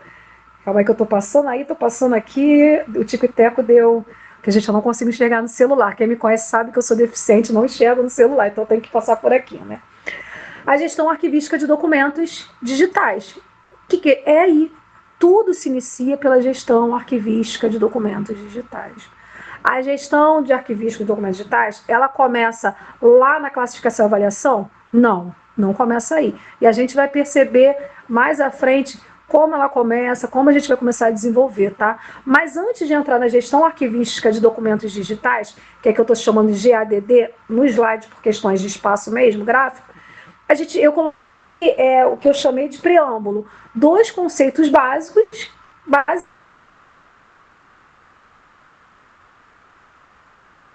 tudo bem, mas que não poderia deixar de trazer, porque para o ambiente digital a gente tem que fortalecer ainda mais a gênese arquivística. A gente não pode ter dúvidas do fazer arquivístico no ambiente digital.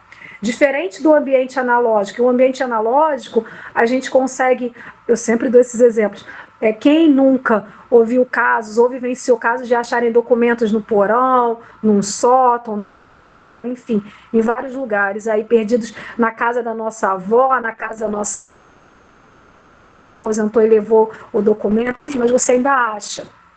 No ambiente digital, não. O ambiente digital é tão suscetível a gente não pensar logo no início, eu nem vou ter documento. Eu nem vou perceber que existiu algum dia aquele registro.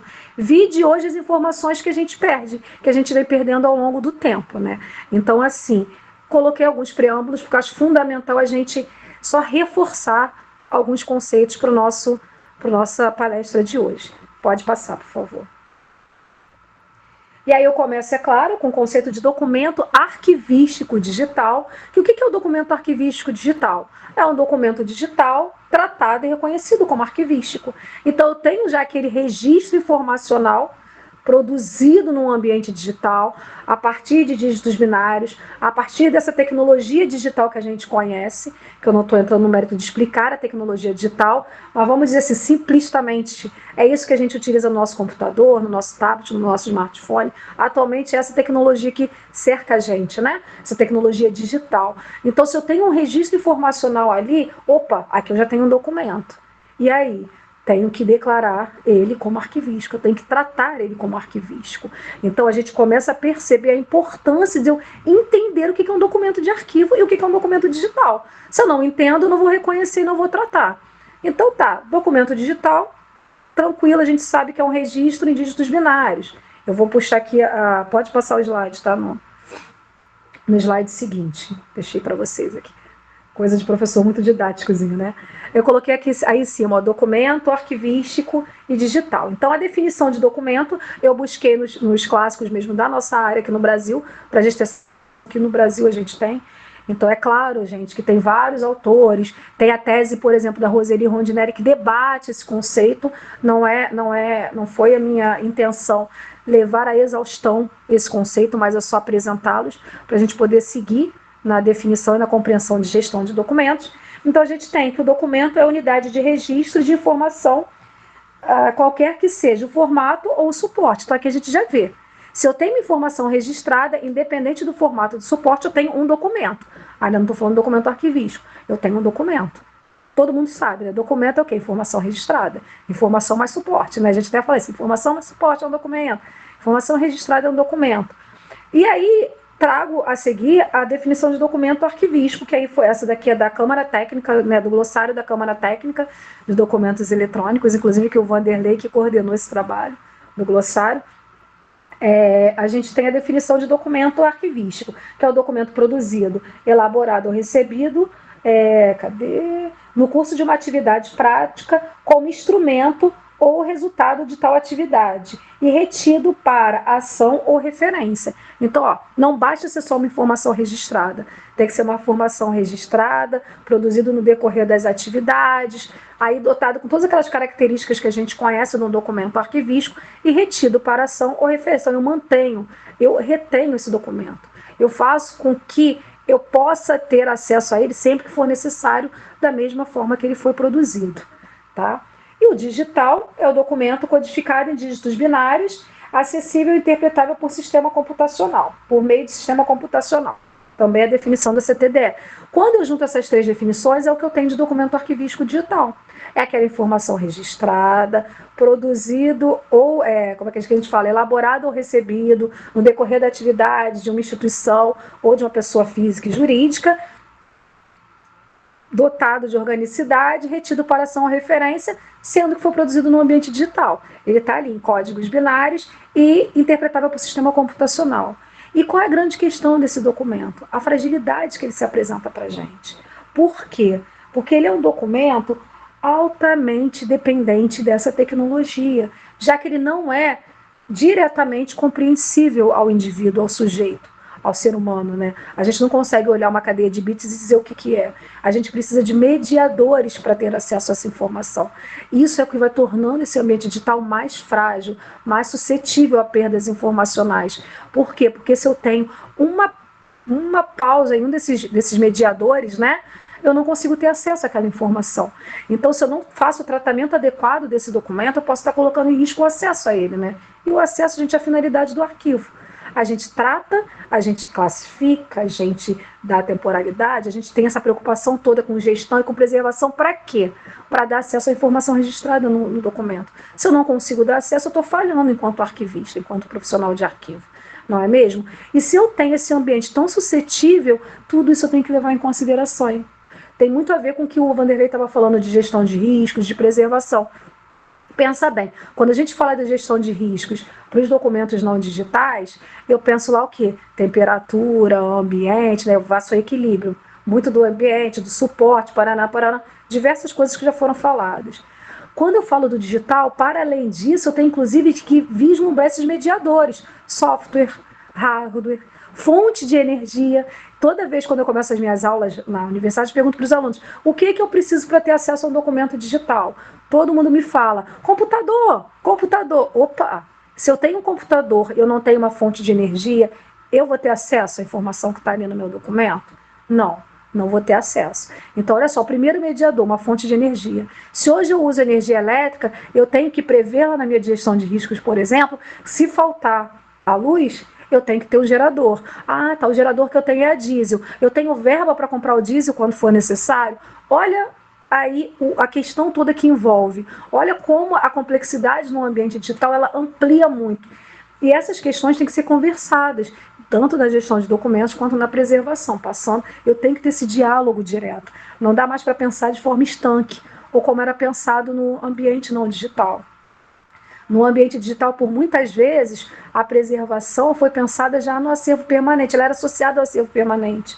Por quê? Porque era quem tinha, na verdade, know-how para fazer intervenções ali, na maioria das vezes eram as instituições arquivísticas. Então, quando o documento chegava lá, é que ia fazer alguma intervenção. O produtor não se preocupava com isso. Né? Então, por isso que por muito tempo a gente, erroneamente, atrelou a preservação, por exemplo, ao permanente, mas não é. Estratégias de preservação tem que ser desde a produção do... Ela está diretamente ligada de documentos.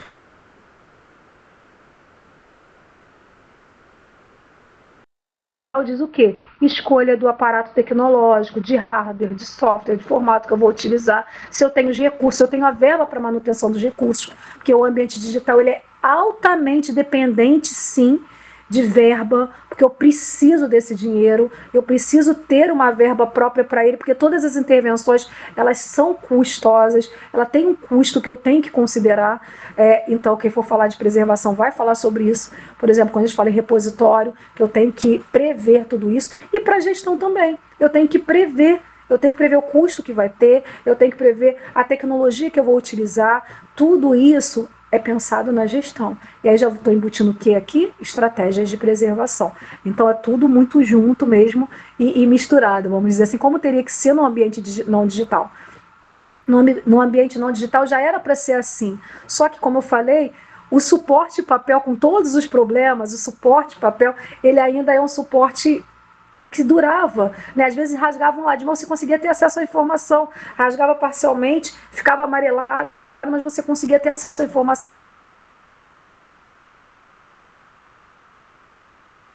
Rompe um bit, já era. Se cai uma luz, isso, não sei se isso já aconteceu, deve ter acontecido, claro, com vocês também. Você está fazendo o trabalho, teve a queda de luz, você perde o trabalho, ou quando volta, ele volta corrompido. Você não consegue recuperar, dá falha, às vezes recupera com erros, com sinais gráficos. Por mais que a gente tenha avançado e muito na tecnologia, eu tenho que pensar e prever essas questões também, porque aqui eu estou falando de documento arquivístico, que é aquele documento único, que é aquele documento que serve atesta, né, a ação para a qual ele foi criado. Então, olha a responsabilidade que a gente tem. Não é um registro que eu consiga recuperar depois. Eu não estou falando de, por exemplo, um representante digital, que eu tenho o original ali para poder digitalizar sempre que for necessário. Mas, majoritariamente, o acervo digital ele é de nato digital. A nossa produção nato digital, de documentos originalmente nascidos no ambiente digital, ele é muito grande. E aí, nesse sentido, a gente tem que ter essa preocupação, sim, com todos esse arcabouço que a gestão vai trazer para a gente. Pode passar. Pode passar o slide. Aí. E aí é que eu só trouxe para a gente poder relembrar os elementos, as características, a gente chama de características dos documentos arquivísticos em ambiente digital. Então, ele sempre participa ou apoia uma ação, ele tem forma documental fixa, conteúdo estável, a relação orgânica como um documento arquivístico é inerente, a organicidade é algo inerente aos documentos arquivísticos. Então, o digital ele também mantém a relação orgânica com os demais documentos relacionados à mesma ação ou função. No mínimo 3 pessoas, a gente diz no mínimo 3 pessoas, isso aqui é da diplomática, é do arcabouço do projeto Interpares, tá? No mínimo 3 pessoas envolvidas ali. E também os contextos identificáveis. Tem até alguns pesquisadores que falam a arquivologia é a ciência dos contextos, porque eu preciso dos contextos em torno do documento que eles sejam identificáveis, né? O contexto jurídico e administrativo, contexto documental, de procedimento, todos esses contextos tecnológicos, todos esses contextos, eu preciso identificar ele, porque eles que vão me respaldar e que vão apoiar a manutenção, né, a presunção de autenticidade daquele registro, daquele documento arquivístico. Pode passar, por favor? E ela não está, então, gente, eu vou falando, tá? Passou, obrigada. A gestão arquivística de documentos. Aqui a definição, todos nós conhecemos muito bem, peguei a definição do CONARC, do Conselho Nacional de Arquivos, que é o conjunto de procedimentos e operações técnicas referentes à produção, tramitação, uso, avaliação e arquivamento dos documentos arquivísticos em fase corrente, intermediária, visando sua eliminação ou recolhimento para a guarda permanente.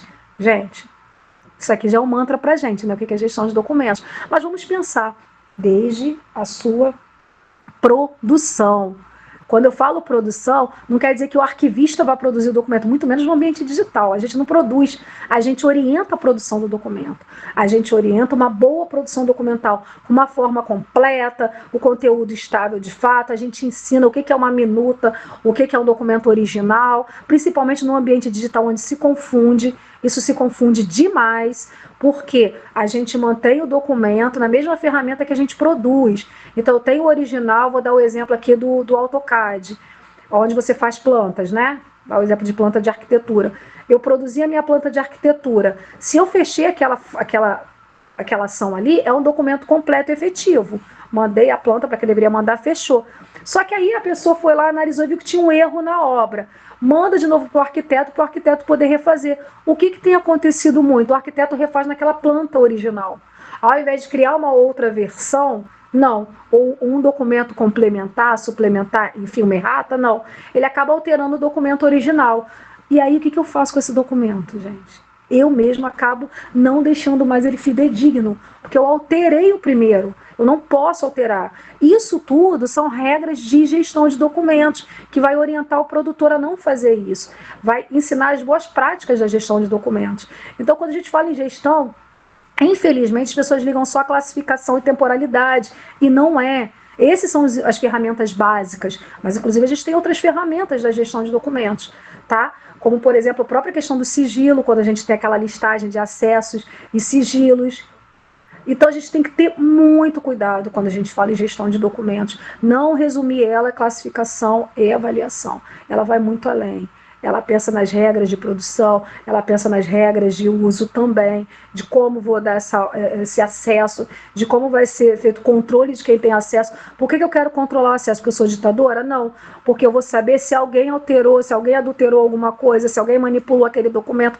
Tudo isso vai me permitir uma alta presunção de autenticidade. Por quê? Porque eu estou cercando o documento dos cuidados que ele deve ter. Então, a gestão de documentos tem uma responsabilidade muito grande e que a gente muitas vezes se omite. achando que a gente ensinando a classificar, ensinando a avaliar, a gente está ensinando a gestão de documentos. E isso, para o ambiente digital, é muito pior e a gente vai ver.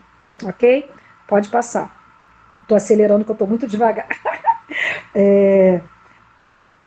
Peraí.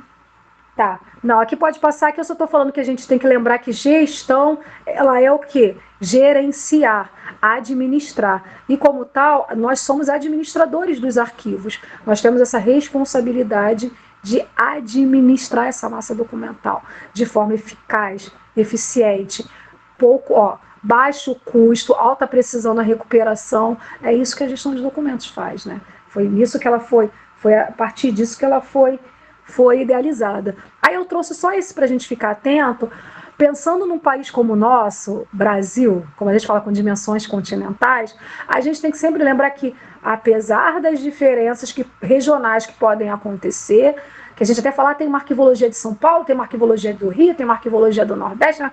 Enfim, apesar de tudo isso, a gente tem que pensar que a gestão de documentos, ela está no escopo da arquivologia, então ela traz em si a gênese da arquivologia. A gente respeita as diferenças, mas a gente sabe que quando eu estou falando em tramitação, todo mundo sabe o que é tramitação, se é São Paulo, Rio, Bahia, Pará, Rio Grande do Sul, não importa. Quando eu falo em tramitação, eu estou falando uma coisa. Quando eu falo em classificação, todos nós, no âmbito da arquivologia, sabemos o que é classificação para arquivologia. A forma de classificar pode diferenciar? Pode diferenciar, porque está atendendo as questões socioculturais, e tudo bem. Mas o que a gente tem que pensar é que eu tenho a gênese. O core da gestão de documentos está ali, banhado na arquivologia. Então a gente tem que recorrer a isso quando tem dúvidas. Tá? Não é falar, tá um errado e outro certo, não. A aplicabilidade pode ser diferenciada porque está atendendo as demandas e as necessidades do meu usuário, do meu produtor, e tudo bem. O que eu não posso fazer é ignorar a gênese arquivística, muito menos no ambiente digital, que é o que está acontecendo.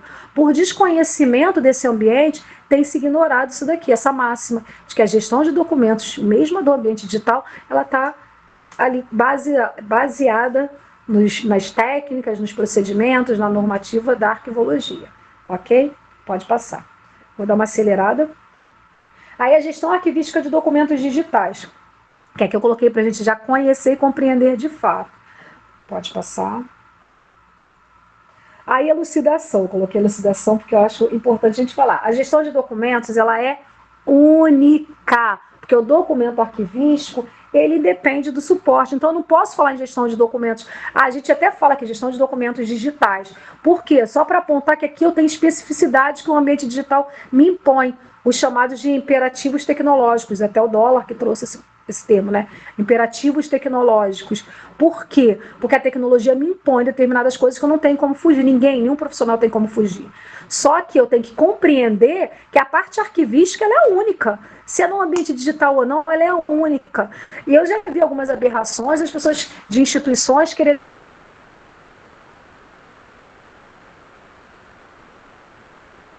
A folha de pagamento, estou dando um exemplo, a folha de pagamento no ambiente não digital, ela é de 50 anos, mas o digital colocou permanente. Oi? Calma aí, mudou o formato desse documento, então muda a temporalidade? Não é isso. A temporalidade não é pensada a partir do tipo, né, do tipo documental, do formato documental.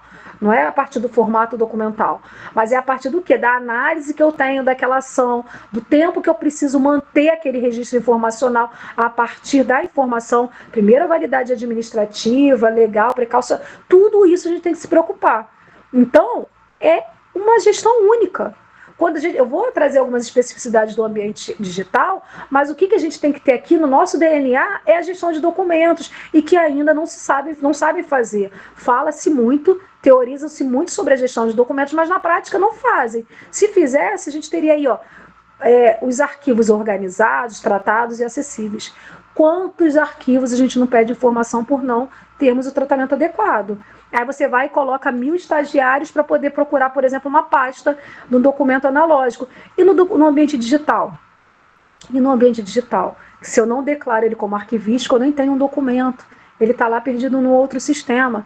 Não adianta eu querer colocar estagiário para procurar, que ele não vai achar. Porque em nenhum momento eu declarei ele como arquivístico. Ele nem existe arquivisticamente, entende? Existe o registro informacional, mas não existe arquivisticamente. Então, assim, eu tenho que implementar gestão de documentos adequada, aquilo que a gente aprende de fato. E a gente não faz isso. Infelizmente, a gente não faz isso. Tá? Vou dar um exemplo das redes sociais. Hoje, todas as instituições, todas as pessoas têm as redes sociais digitais. Vou dar um exemplo aqui do Instagram. Não estou fazendo lobby, tá? Mas todos têm Instagram. Se eu estou trabalhando um acervo lá arquivístico, opa, aquilo que está lá no Instagram pode ser um documento de arquivo, não é? Para o meu produtor, ele é considerado um registro de alguma ação dele, de alguma função? Não é? Eu tenho que analisar. Eu não tenho como falar, tudo que está no Instagram é um documento arquivístico. Ou ao contrário, eu não tenho como falar, se está no Instagram não é um documento arquivístico porque é só publicização. Será que é só publicização? Será que a publicização não faz parte da função daquela instituição, daquela pessoa, daquela empresa? Tudo isso é analisado, é o arquivista que vai dizer, a partir da análise que ele fará, se aquilo é um documento arquivístico ou não. Está aí a gestão de... Olha a importância. A gente pensa, a gente às vezes quer dar um salto muito grande, falar em repositório, que é a onda do momento nossa, porque a gente vai vendo de ondas, né? Primeiro foi os CIGADs, agora os RDC Arcs, e tudo bem, eu acho que a gente tem que falar mesmo. A gente tem que falar dessas... Mas são ferramentas. São ferramentas, é claro que baseadas em políticas, normativas e tal. Não são só ferramentas, tá? Não estou menosprezando, não. Mas adianta eu ter um baita CIGAD, um baita sistema de gestão informatizado de gestão arquivística de documentos, um baita repositório, se eu não tenho documento? Oi? O documento é só o que está textual? A gente vai cair no mesmo erro que a gente tinha quando era a massa não digital, né? Se vocês lembrarem, no ambiente analógico, por muito tempo as fotografias foram relegadas a segundo plano dentro da arquivologia. Não se tratava as fotografias como documento arquivístico. Juntava tudo, fazia um dossiê, fotografia e acabou. Eu não conseguia nem recuperar a relação orgânica, nem o contexto das fotografias. Por quê? Porque eu não olhava para aquilo dali. O mesmo está acontecendo com o documento digital. Só que o documento digital, em muitos aspectos, eles são produzidos em sistemas externos à instituição. Se eu pego mais uma vez, trazendo essas redes sociais como exemplo, essas redes sociais trazendo para cá, estou lá no Instagram, se eu não trago aquilo, se eu verifico que é um documento arquivístico, não retiro dali, não importa, tiro dali, trago para o meu sistema, não faço tratamento adequado, o Instagram pode sair do ar e eu vou perder aquilo que eu tenho ali. Isso acontece com o YouTube. Né? A pandemia trouxe todo mundo produzindo ferozmente no YouTube. Ok, o YouTube é uma plataforma de publicização de vídeos. Ele não tem responsabilidade nenhuma com preservação, muito menos preservação arquivística. Se eu estou lá no YouTube, eu estou fazendo uma gestão adequada, não estou nem falando preservação, mas uma gestão adequada.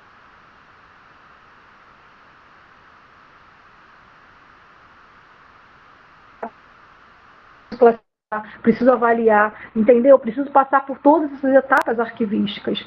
E se eu deixo ele lá na página do YouTube, eu posso deixar uma cópia de acesso, tudo bem. O banco digital eu posso fazer cópia.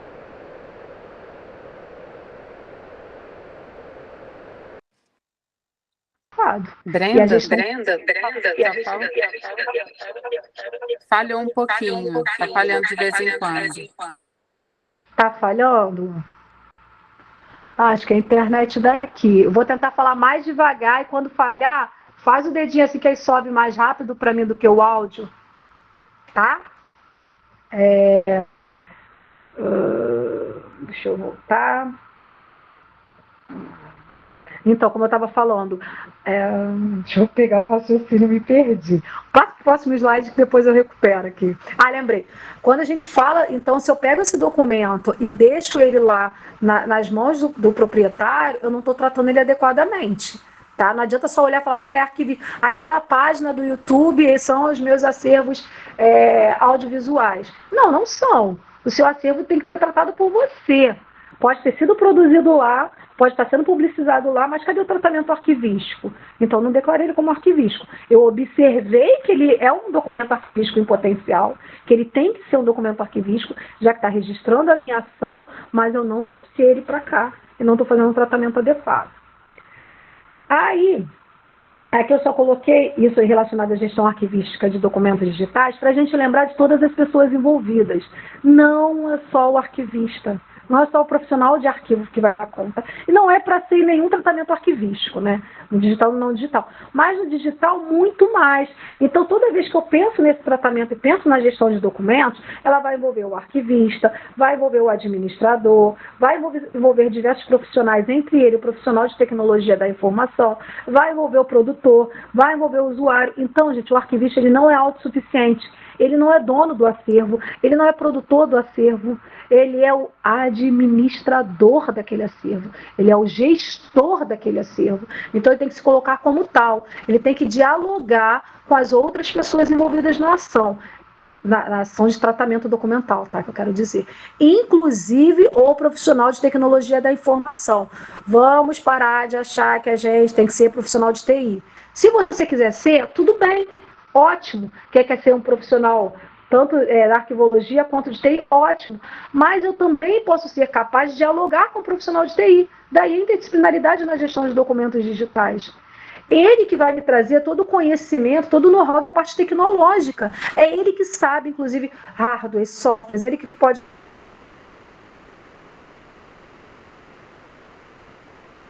desenvolver, e a gente tem diversos profissionais ali dentro da especificidade, não vou nem entrar no mérito, que também dentro da TI, a gente não fala por isso. Agora, o que o arquivista falta? O arquivista, ele quer entender de tecnologia, quando a gente fala de gestão de documentos, eu quero entender agora a inteligência artificial, né, que tá. Eu quero entender de inteligência artificial, quero saber utilizar, e não sabe nem o que é documento de arquivo, não sabe nem o que é gestão documental, não sabe nem como aplicar a gestão documental no ambiente digital, que não é fácil. Identificar um documento no ambiente digital não é fácil, porque identificar um documento tem que ter todas aquelas ações ali que eu falei, forma fixa, conteúdo estável, contextos identificáveis. O que a gente mais perde em ambiente digital é o contexto.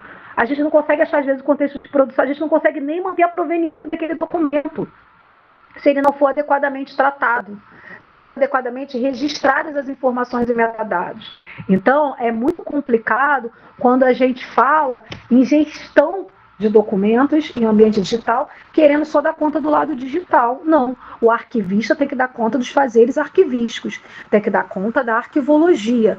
O que a arquivologia manda, do que a arquivologia pede, e não só do ambiente digital. Eu vou acelerar, que tem slide pra caramba, mas vou pular quase todos eles. Gente, a hora voou, 8h40 já, e eu quero deixar para a gente poder também trazer conversas. Eu vou pedir para você ir passando. Aqui a gestão de arquivística de documentos, só para a gente ressaltar, eu não tenho como fazer gestão de documentos em ambiente digital sem um sistema informatizado adequado. Tá? Que a gente aqui está chamando de SIGAD, que foi o nome genérico que o Conselho Nacional de Arquivologia deu. Eu preciso de um sistema informatizado para fazer a gestão arquivística de documentos, porque sem esse sistema eu estou dando um jeitinho como a gente costuma fazer, né? Aquele jeitinho brasileiro. A gente tem muitos acervos que são cuidados como cria-se pastinha no Windows Explorer, cria-se pastinha no Drive, nas nuvens, e vai colocando lá como se estivesse fazendo como se estivesse fazendo uma projeção de... Antes eram pastinhas no não digital, né? Colocava tudo aquela pasta suspensa e agora coloca-se pastas nas nuvens. Isso não é gestão de documentos, gente. Isso não é gestão de documentos. Eu tenho que ter controle de tudo. Eu tenho que ter a identificação de tudo, eu tenho que ter os contextos identificáveis, eu tenho que ser capaz de manter as relações orgânicas. E lembrando que, quando eu falo em documentos em ambiente digital, eu não tenho só os documentos simples, esses que eu posso fazer analogia ao documento textual em papel, mas eu tenho os documentos dinâmicos, experienciais, eu tenho os documentos interativos, eu tenho os documentos que são feitos a partir de bases de dados, que tem planilhas enormes ali que compõem um documento. Eu tenho uma website, por exemplo, pode ser um documento que tem hiperlinks, que tem diversas interações com o usuário, e aí eu tenho que dar conta da manutenção desse documento também. Então, quando eu penso, peguei um e-mail, transformei o meu e-mail em PDF, estou fazendo a gestão de documentos, esse é o ideal? Tem que ser analisado. Porque quando eu tiro o e-mail daquela questão dinâmica dele, eu também estou perdendo informações acerca do próprio e-mail. E aí eu tenho que pensar, o que eu estou perdendo, o que eu estou ganhando, como é que eu vou fazer isso? Então, nem sempre a solução é transformar em PDF, que é por muito tempo que as pessoas acham que fazer a gestão de documentos, transforma tudo em PDF, vou tratar em PDF. Tem documentos que não adianta, não vou conseguir transformar em PDF. Ele pede um outro formato, ele pede um dinamismo inerente àquela ação, àquela função que ele está registrando. E aí a gente tem que pensar muito bem sobre isso. Então, para que eu possa pensar e identificar esses documentos diferenciados, eu tenho que entender o que ele é no ambiente digital. Eu tenho que ser capaz de identificá-lo e trazer para esse sistema que vai dar conta de fazer a gestão. Tirar ele dos diversos sistemas que ele está perdido aí, tirar ele das redes sociais digitais, da página do YouTube, enfim, trazer para cá. Eu lembro que eu tive uma palestra que eu dei que foi falar sobre, mas e o que está no WhatsApp? Pode ser um documento arquivístico? Não é para ser. O WhatsApp não foi criado com essa finalidade. Porém, nós estamos tomando muitas decisões, muitas ações, muitas atividades das empresas estão sendo feitas no WhatsApp. Eu posso deixar um documento no WhatsApp? Não. Eu tenho que criar regras para que, de fato, se aquela mensagem do WhatsApp... Primeiro, o ideal seria eu falar, gente, pode usar o WhatsApp para otimizar, acelerar a ação, mas ela tem que ser registrada no meio formal. O ideal seria isso. Regra de gestão. Isso é política.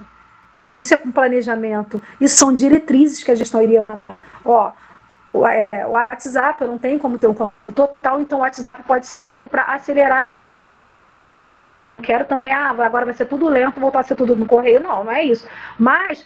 aquilo ali tem que estar registrado num documento oficial. Eu não considero o WhatsApp um documento oficial. Ele é uma fonte de informação. Isso, quem vai falar é quem está definindo a política de gestão. Entende? Eu tenho que definir isso. E aí depois o sistema só vai implementar. Então não tem como fazer a gestão de documentos dentro de um WhatsApp. Eu tenho que ter um SIGAD para dar conta disso. Eu tenho que ter os requisitos inerentes à gestão arquivística de documentos. Pode passar. Estou acelerando. Pode passar aqui a definição SIGAD, e aí pode passar que chegar no EARC, fica mais fácil. Aí aqui eu tenho o EARC Brasil. O que é o SIGAD? Como eu já falei. Não, volta um pouquinho. O que tá a coisinha do. O que a gente tem? O SIGAD, gente, no ambiente digital. Eu vou acelerar, vou ter que encerrar com essa parte, porque acabei deixando muita coisa, desculpe. O EARC Brasil, o SIGAD, ele é o sistema. O EARC Brasil é quando eu vou desenvolver esse sistema, é a receita de bolo. Por que eu gosto de falar isso? Nós, enquanto usuários, a gente tem mania de achar que o sistema já vem pronto, porque a gente compra, vem o Android, vem o Windows instalado, a gente já acha que tudo é assim. Não é. Tudo no ambiente digital tem que ter um desenvolvedor por trás. O computador, ele é burro, vamos dizer assim. É uma máquina ali que eu tenho que dizer o que eu quero, como eu quero. Então, se eu quero desenvolver um sistema que faça a gestão arquivística de documentos, eu tenho que falar o que é a gestão arquivística de documentos para esse sistema. O passo a passo do fazer a gestão de documentos nesse sistema. E é isso que eu tenho o EARC. É como se eu tivesse o SIGAD, o sistema é um bolo que já está pronto, mas para fazer um bolo eu não tenho que ter ingredientes, forma de preparo, quantidade, tempo. É isso que o EARC traz para o SIGAD. Então, o EARC vai trazer tudo que um SIGAD, tudo que um sistema de gestão arquivística de documentos tem que ter. E aí eu vou conseguir implementar a gestão arquivística de documentos. Eu vou conseguir trazer... Você pode passar, colocar no penúltimo slide só, que eu vou falando aqui, esses 3 minutos, que aí tem bastante... Mas pode passar direto, pode colocar lá nos 3 últimos slides, no segundo, antes do encerramento. Que... eu vou deixar esse material para vocês, que aqui só está detalhando mais essa imagem do Aman. Todas as imagens do Aman estão aí, gente. Mas aí depois vocês vêm com calma. Se tiverem dúvidas, me perguntem. Peçam o contato do Aman, que eu passo também. Aman, já estou até oferecendo o seu contato. Que eu acho que é importante a gente perceber, por exemplo, essa imagem, quando ela traz que ela traz como seria essa organização em sistema, né? Eu tenho a fase corrente intermediária dos documentos. Ali, ó, teoria das 3 idades, ciclo de vida, tá vendo? Isso aqui é do Aman, tá, gente? Idealizado do Aman, eu acho muito funcional. Eu gostei muito dessa diagramação dele, por isso que eu trago. Eu tenho o documento. Quando eu capturo, quando eu declaro esse documento como um documento arquivístico, o SIGAD, ó, antes de entrar no SIGAD, que eu tenho é um documento, é um registro informacional, que ainda não recebeu. Tenho lá a minha página do Instagram, tem um post que eu fiz no Instagram. É só uma informação. Opa, percebi que esse post é assim um documento arquivístico para a minha instituição. Estou capturando ele para cá, estou trazendo ele para o meu SIGAD. E aí ele é declarado, ele é classificado. Junto com a classificação aqui no Brasil, a gente está atrelando a temporalidade. Então tem a temporalidade, tem o grau de sigilo, caso tenha. Está tudo ali organizadinho. E aí está dentro de um SIGAD, que vai dar conta o quê? Da gestão e do documento na fase corrente intermediária, né? O que a gestão faz. Se preocupa com a produção, tramitação, uso, paranã, a fase corrente intermediária, visando o quê? A sua destinação final. Então, tá aqui, meu SIGAD vai cuidar do documento fase corrente intermediária. Depois que ele passou por isso, ou o documento vai ser eliminado, ou vai ser recolhido à guarda permanente, que aí vai para um RDC-ARC permanente, né? É claro que o RDC-ARC pode ser implementado no SIGAD. A gente tem lá diversos cenários que o CONARC apresenta, mas, nesse caso aqui, a gente está colocando um RDC-ARC específico para o arquivo permanente, ok?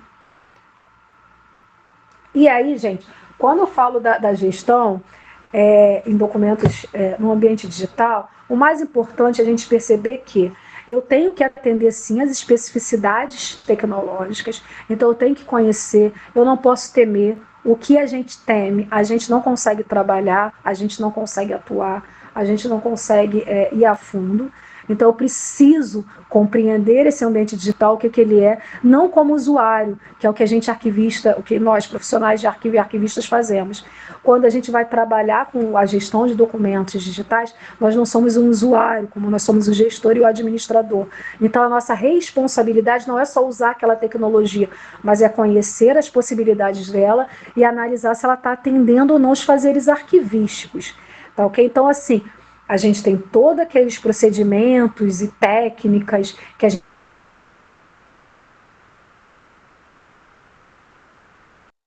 vai implementá-la para o ambiente digital, resguardando sempre, deixando, né, a gênese, o DNA da arquivologia, que tem que ter, tá ali, a arquivologia é a máxima da gestão de documentos, é o core, é o núcleo. Tanto é que para o SIGAD, o núcleo do SIGAD é o plano de classificação. Sem o plano de classificação não tem um sistema informatizado de gestão arquivística de documentos. Eu preciso ter, porque o EARC Brasil traz que a explicitação da relação orgânica do tratamento documental vai se dar no sistema a partir da classificação.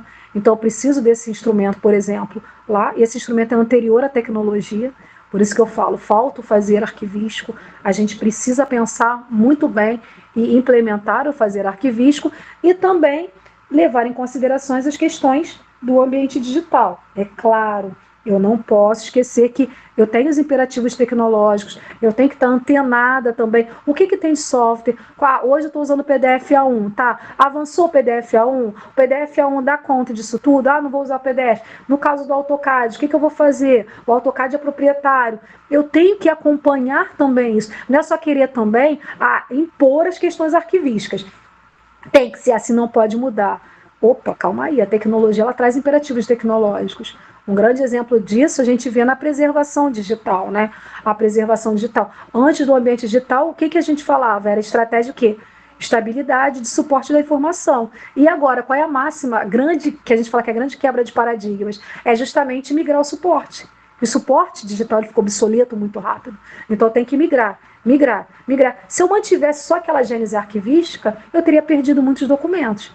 Então eu vi que eu tenho que migrar. Mas aí o que a arquivologia traz? Tudo bem, você vai migrar, mas você tem que registrar qual era o suporte original, você tem que registrar por que fez a migração, quem fez, quando fez, que eu vou fazer uma migração controlada. Entende o que eu quero dizer a partir desse exemplo? Eu tenho os imperativos tecnológicos que muitas vezes vai de encontro mesmo, vai colidir com o que a arquivologia pede. Então o que a arquivologia tem que fazer? Métodos que vão minimizar esses danos oriundos da tecnologia. E aí eu vou registrar, a maioria desses, a gente registra tudo em metadados, que é a forma que a gente vai estar deixando os contextos ali, a gente vai estar deixando as informações, o que aquele documento sofreu, quais foram as perdas que ele sofreu, quais foram as intervenções que ele teve. A gente vai intervir muito no documento digital, seja para formato ou seja para suporte. E a gente tem que registrar, para saber que não foi uma intervenção indevida, mas foi uma intervenção programada. Olha a importância da gestão de documentos em ambiente digital. Então, gente, o que eu queria deixar para vocês? Pode passar, que aí vai entrar os meus contatos. O que eu queria deixar para vocês? Quando pensarem em gestão arquivística de documentos em ambiente digital, não minimizem isso à tecnologia, não minimize isso a um SIGAD. Ela vai muito além. Ela vai da gente voltar para a nossa essência arquivística, para a compreensão e implementação da gestão de documentos. Não adianta saber o que é, tem que saber implementar de fato, desde a produção até a tramitação, até a destinação final. Então é saber de fato como orientar a produção, como orientar e gerenciar o uso, como orientar e gerenciar a tramitação e como orientar e gerenciar o acesso documental. Então, assim, vou parando por aqui para a gente poder ter pelo menos 10 minutos aí de conversa. Peço desculpas, porque de fato eu coloquei muito mais coisa que eu fiquei pensando o que trazer, já que é um tema que a gente fala tanto, né, de gestão de documentos digitais, então achei importante salientar onde a gente tem errado. Saber o que fazer a gente sabe, só que a gente não faz. Então eu quis enfatizar muito isso, né? Enfatizar o fazer arquivístico, enfatizar o fazer da gestão documental, da compreensão do que é documento. Tá bom? Obrigada, gente. Obrigada, Brenda. Muito obrigada pela palestra, foi bem rica mesmo. Acho importantíssimo ressaltar o que você ressaltou, que é a questão de não é só a tecnologia, não é só a ferramenta, é a gente regulamentar. O Vanderlei também foi super enfático em relação a isso. É regulamentação, é política, é governança, então a gente precisa, né, e é por isso que a gente forma em arquivologia antes, igual você falou, e depois a gente pode até se enveredar na parte tecnológica, mas primeiro saber o núcleo, né, de sustentação do nosso fazer mesmo. Muito obrigada. Perguntas, vou abrir aqui para as perguntas. Alguém tem pergunta para a professora Brenda? A Tati, organizadora do evento, pode abrir seu microfone, Tati. Oi, Brenda. Oi, Dani. Começar aqui. Primeiro, sua palestra foi maravilhosa. Eu queria passar dias te ouvindo aqui, porque você explica de uma forma tão tranquila, tão clara, que, enfim, é maravilhoso ficar te ouvindo. Bom, você falou uma coisa no começo da sua palestra que eu achei super importante, né? Que, às vezes, o que a gente está vendo na teoria não conseguimos aplicar na prática. Dito isso, como que está sendo visto a eliminação dos documentos, essa fase de eliminação, né, pós-avaliação dos documentos digitais? Eu vejo que, na prática, alguns pensam em eliminar só os documentos, outros pensam em eliminar os documentos e os metadados que estão no banco, outros pensam em não eliminar, porque tem história o suficiente, acha que não é necessário, até porque existem outras questões também, porque quando a gente recolhe e dá o acesso, nem sempre o que a gente dá acesso, dá para dar acesso, principalmente por causa do sigilo de algumas partes. Então, em sistemas de gestão, a gente tem perfis que podem ser postos ali para as pessoas poderem acessar, o que não vem muito para um ambiente de acesso, né, para um sistema de acesso, é meio que acesso ao público, não é muito direcionado isso, né, não tem muitos requisitos para isso. Então, as pessoas, às vezes, pensam, né, algumas instituições pensam em deixar mesmo no próprio ambiente de gestão, porque ali tem um controle maior de acesso para quem pode acessar aqueles documentos. Enfim, dito isso, esse panorama que está hoje, como é que está sendo vista essa parte da eliminação? Como é que você tem orientado alguém? Alguém tem feito? Isso é uma parte que, enfim, me intriga muito, assim, fico perdida, sabe? Então, olha só, eu recebo muitas solicitações de orientação em relação a isso, né? Mas, por incrível que pareça, a maior parte prefere manter tudo, justamente porque alega que é barato.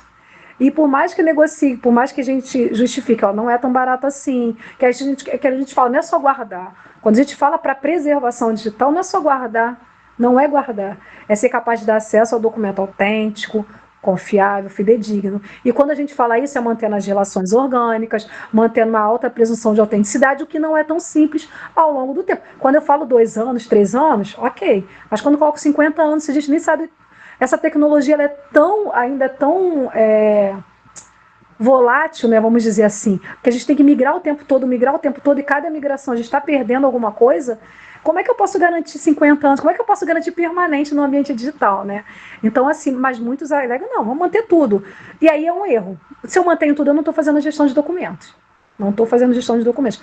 Por muito tempo, antes da gestão de documentos, que a gente pensar lá na essência da arquivologia, né, lá na criação do Arquivo Nacional lá da França, por exemplo, tudo bem, mantinha-se o acervo todo, por quê? Era momento de guerra, eu tinha um acervo muito pequeno, uma produção documental pequena, e queria manter e fortalecer uma identidade do Estado-nação. Ok. Mas por que a gente veio com a gestão de documentos? Por que veio Estados Unidos e Canadá encabeçando? Porque eu precisava, sim, ter uma eficácia nessa recuperação documental. Mantenho tudo, mas não consigo recuperar? Se eu preciso dessa informação estratégica, não adianta manter tudo. Só que a gente agora está caindo no mesmo erro de querer manter tudo. Porque a inteligência artificial facilita na busca. Porque eu posso buscar por termo. Opa, mas eu estou otimizando se eu busco por termo? Ou às vezes demora 1 minuto, 2 minutos, sei lá, a tecnologia mais rápida, mas mesmo assim eu demoro, eu não estou fazendo o tratamento arquivístico adequado. E recupero por termo, eu vou estar recuperando tudo que tem relação orgânica, estou fazendo uma recuperação inteligente, que é o que a gente chama de competência em informação. Eu estou sendo capaz de fazer isso? Não. Então, quando eu não elimino, eu estou deixando aquela massa documental ali acumulada. E não tratada, porque eu estou mantendo ali, deixando que a tecnologia busque de qualquer jeito. Estou ocerizando, vou lá e busco. Então, assim, eu sempre oriento e falo, não é assim. Se eu penso num acervo pequenininho, num arquivo pessoal, de repente, tudo bem. Mas só que eu não estou fazendo a gestão. Para fazer a gestão, tem que eliminar. Eu tenho que eliminar adequadamente. E aí é a grande questão que tem que ser analisado caso a caso, que é também o que eu falo. Como é que essa instituição lida? Porque tem instituição que, por exemplo, usa só os ponteiros para os componentes digitais, né? Eu tenho lá um documento que está, por exemplo, em diversos processos. E aí, ao invés de ter a cópia digital desse componente nos processos, eu tenho ponteiros que ligam esse componente digital aos diversos processos. E aí, quando eu eliminar, eu não posso eliminar esse documento, porque às vezes um processo é eliminado, mas o outro é permanente. Então, o que eu vou ter que eliminar é o ponteiro, a possibilidade de recuperação desse documento no contexto daquele processo que foi eliminado. E aí eu tenho que analisar isso. Então, assim, até a forma que eu tenho que eliminar, eu tenho que refletir sobre a implementação tecnológica da minha instituição, da minha empresa, do meu arquivo pessoal. É olhar para cá, olha só, se a gente usa ponteiro, então eu vou destruir o ponteiro daquele processo que foi eliminado, mas eu preciso manter os outros, porque tem processo permanente, é uma coisa. Mas lembrando, gente, quando eu falo em eliminação, eu tenho que eliminar o ponteiro, o documento e os metadados, tá? Não vou deixar metadados. Por que eu vou deixar metadados? Para quê? Salvo os metadados da eliminação documental, que está dizendo que aquele documento foi eliminado de acordo com, no caso dos órgãos públicos, de acordo com a tabela de temporalidade, foi aprovado. Eu tenho procedimentos também de eliminação, né? Não é uma eliminação tecla-del, apaguei, destruí o disco, não é isso. Eu tenho que ter procedimento. Então, o que eu deixo são os registros justamente do evento de eliminação, isso tem que ter. Porque eu tenho que saber, também, não existiu, não, eu tenho que saber. Foi eliminado por quê? Chegou o prazo dele de ser eliminado, estava prevista a eliminação dele. Não foi eliminado por um acidente por má fé. Então, esse registro fica. Agora, todos os outros metadados relacionados a esse documento ou esse processo que foi eliminado, tem que ser eliminado. Tá? E tem que ser eliminado, não tem jeito. Obrigada. Nada. Obrigada, Fernanda. Mais alguém? Mais perguntas? Então, já que não tem pergunta, eu vou falando, que eu sou desse tipo de pessoa, eu falo rapidinho. Mas a gente chegou no horário de encerrar, a sessão que foi 5. 9 horas já. Então, olha só, gente, deixa eu só aproveitar, então, só para agradecer mais uma vez a vocês, idealizadoras do evento. Eu fiquei, assim, maravilhada com a iniciativa de vocês, achei fantástico, agradeço muito. Gostaria de ter participado mais e com mais calma, mas espero ter dado a minha contribuição. Me coloco sempre mesmo à disposição. Se quiser uma oficina que possa falar detalhadamente de cada etapa da gestão de documentos, pode ser pensado nisso também. Tratar cada etapa da gestão, como é que o sistema faz, me coloco à disposição para isso. Acho que isso é o que eu posso contribuir com o conhecimento que eu tenho. E agradeço também a todos que se propuseram a estar aqui participando e trocando um pouquinho com a gente. Tá bom? Muito obrigada, Brenda. Foi sensacional, muito, muito bom mesmo. Mais uma vez, obrigada a você e o Vanderlei pela disponibilidade, né, pelo suporte a essa iniciativa que, como você disse, maravilhosa, foi muito legal. E parabéns de novo a Tati, a Lara, todo mundo aqui que realmente pensou nessa iniciativa e que executou, botou em prática isso, né? Muito bom. Então é isso, gente. Muito obrigada mais uma vez pela audiência. Boa noite a todos. E amanhã a gente se vê novamente nas palestras. Não percam, né? Estejam lá. E vamos que vamos. Vamos apoiar aí o Rio Grande do Sul e a recuperação desses acervos. Um Boa abraço. noite, gente. Boa noite. Tchau. Tchau.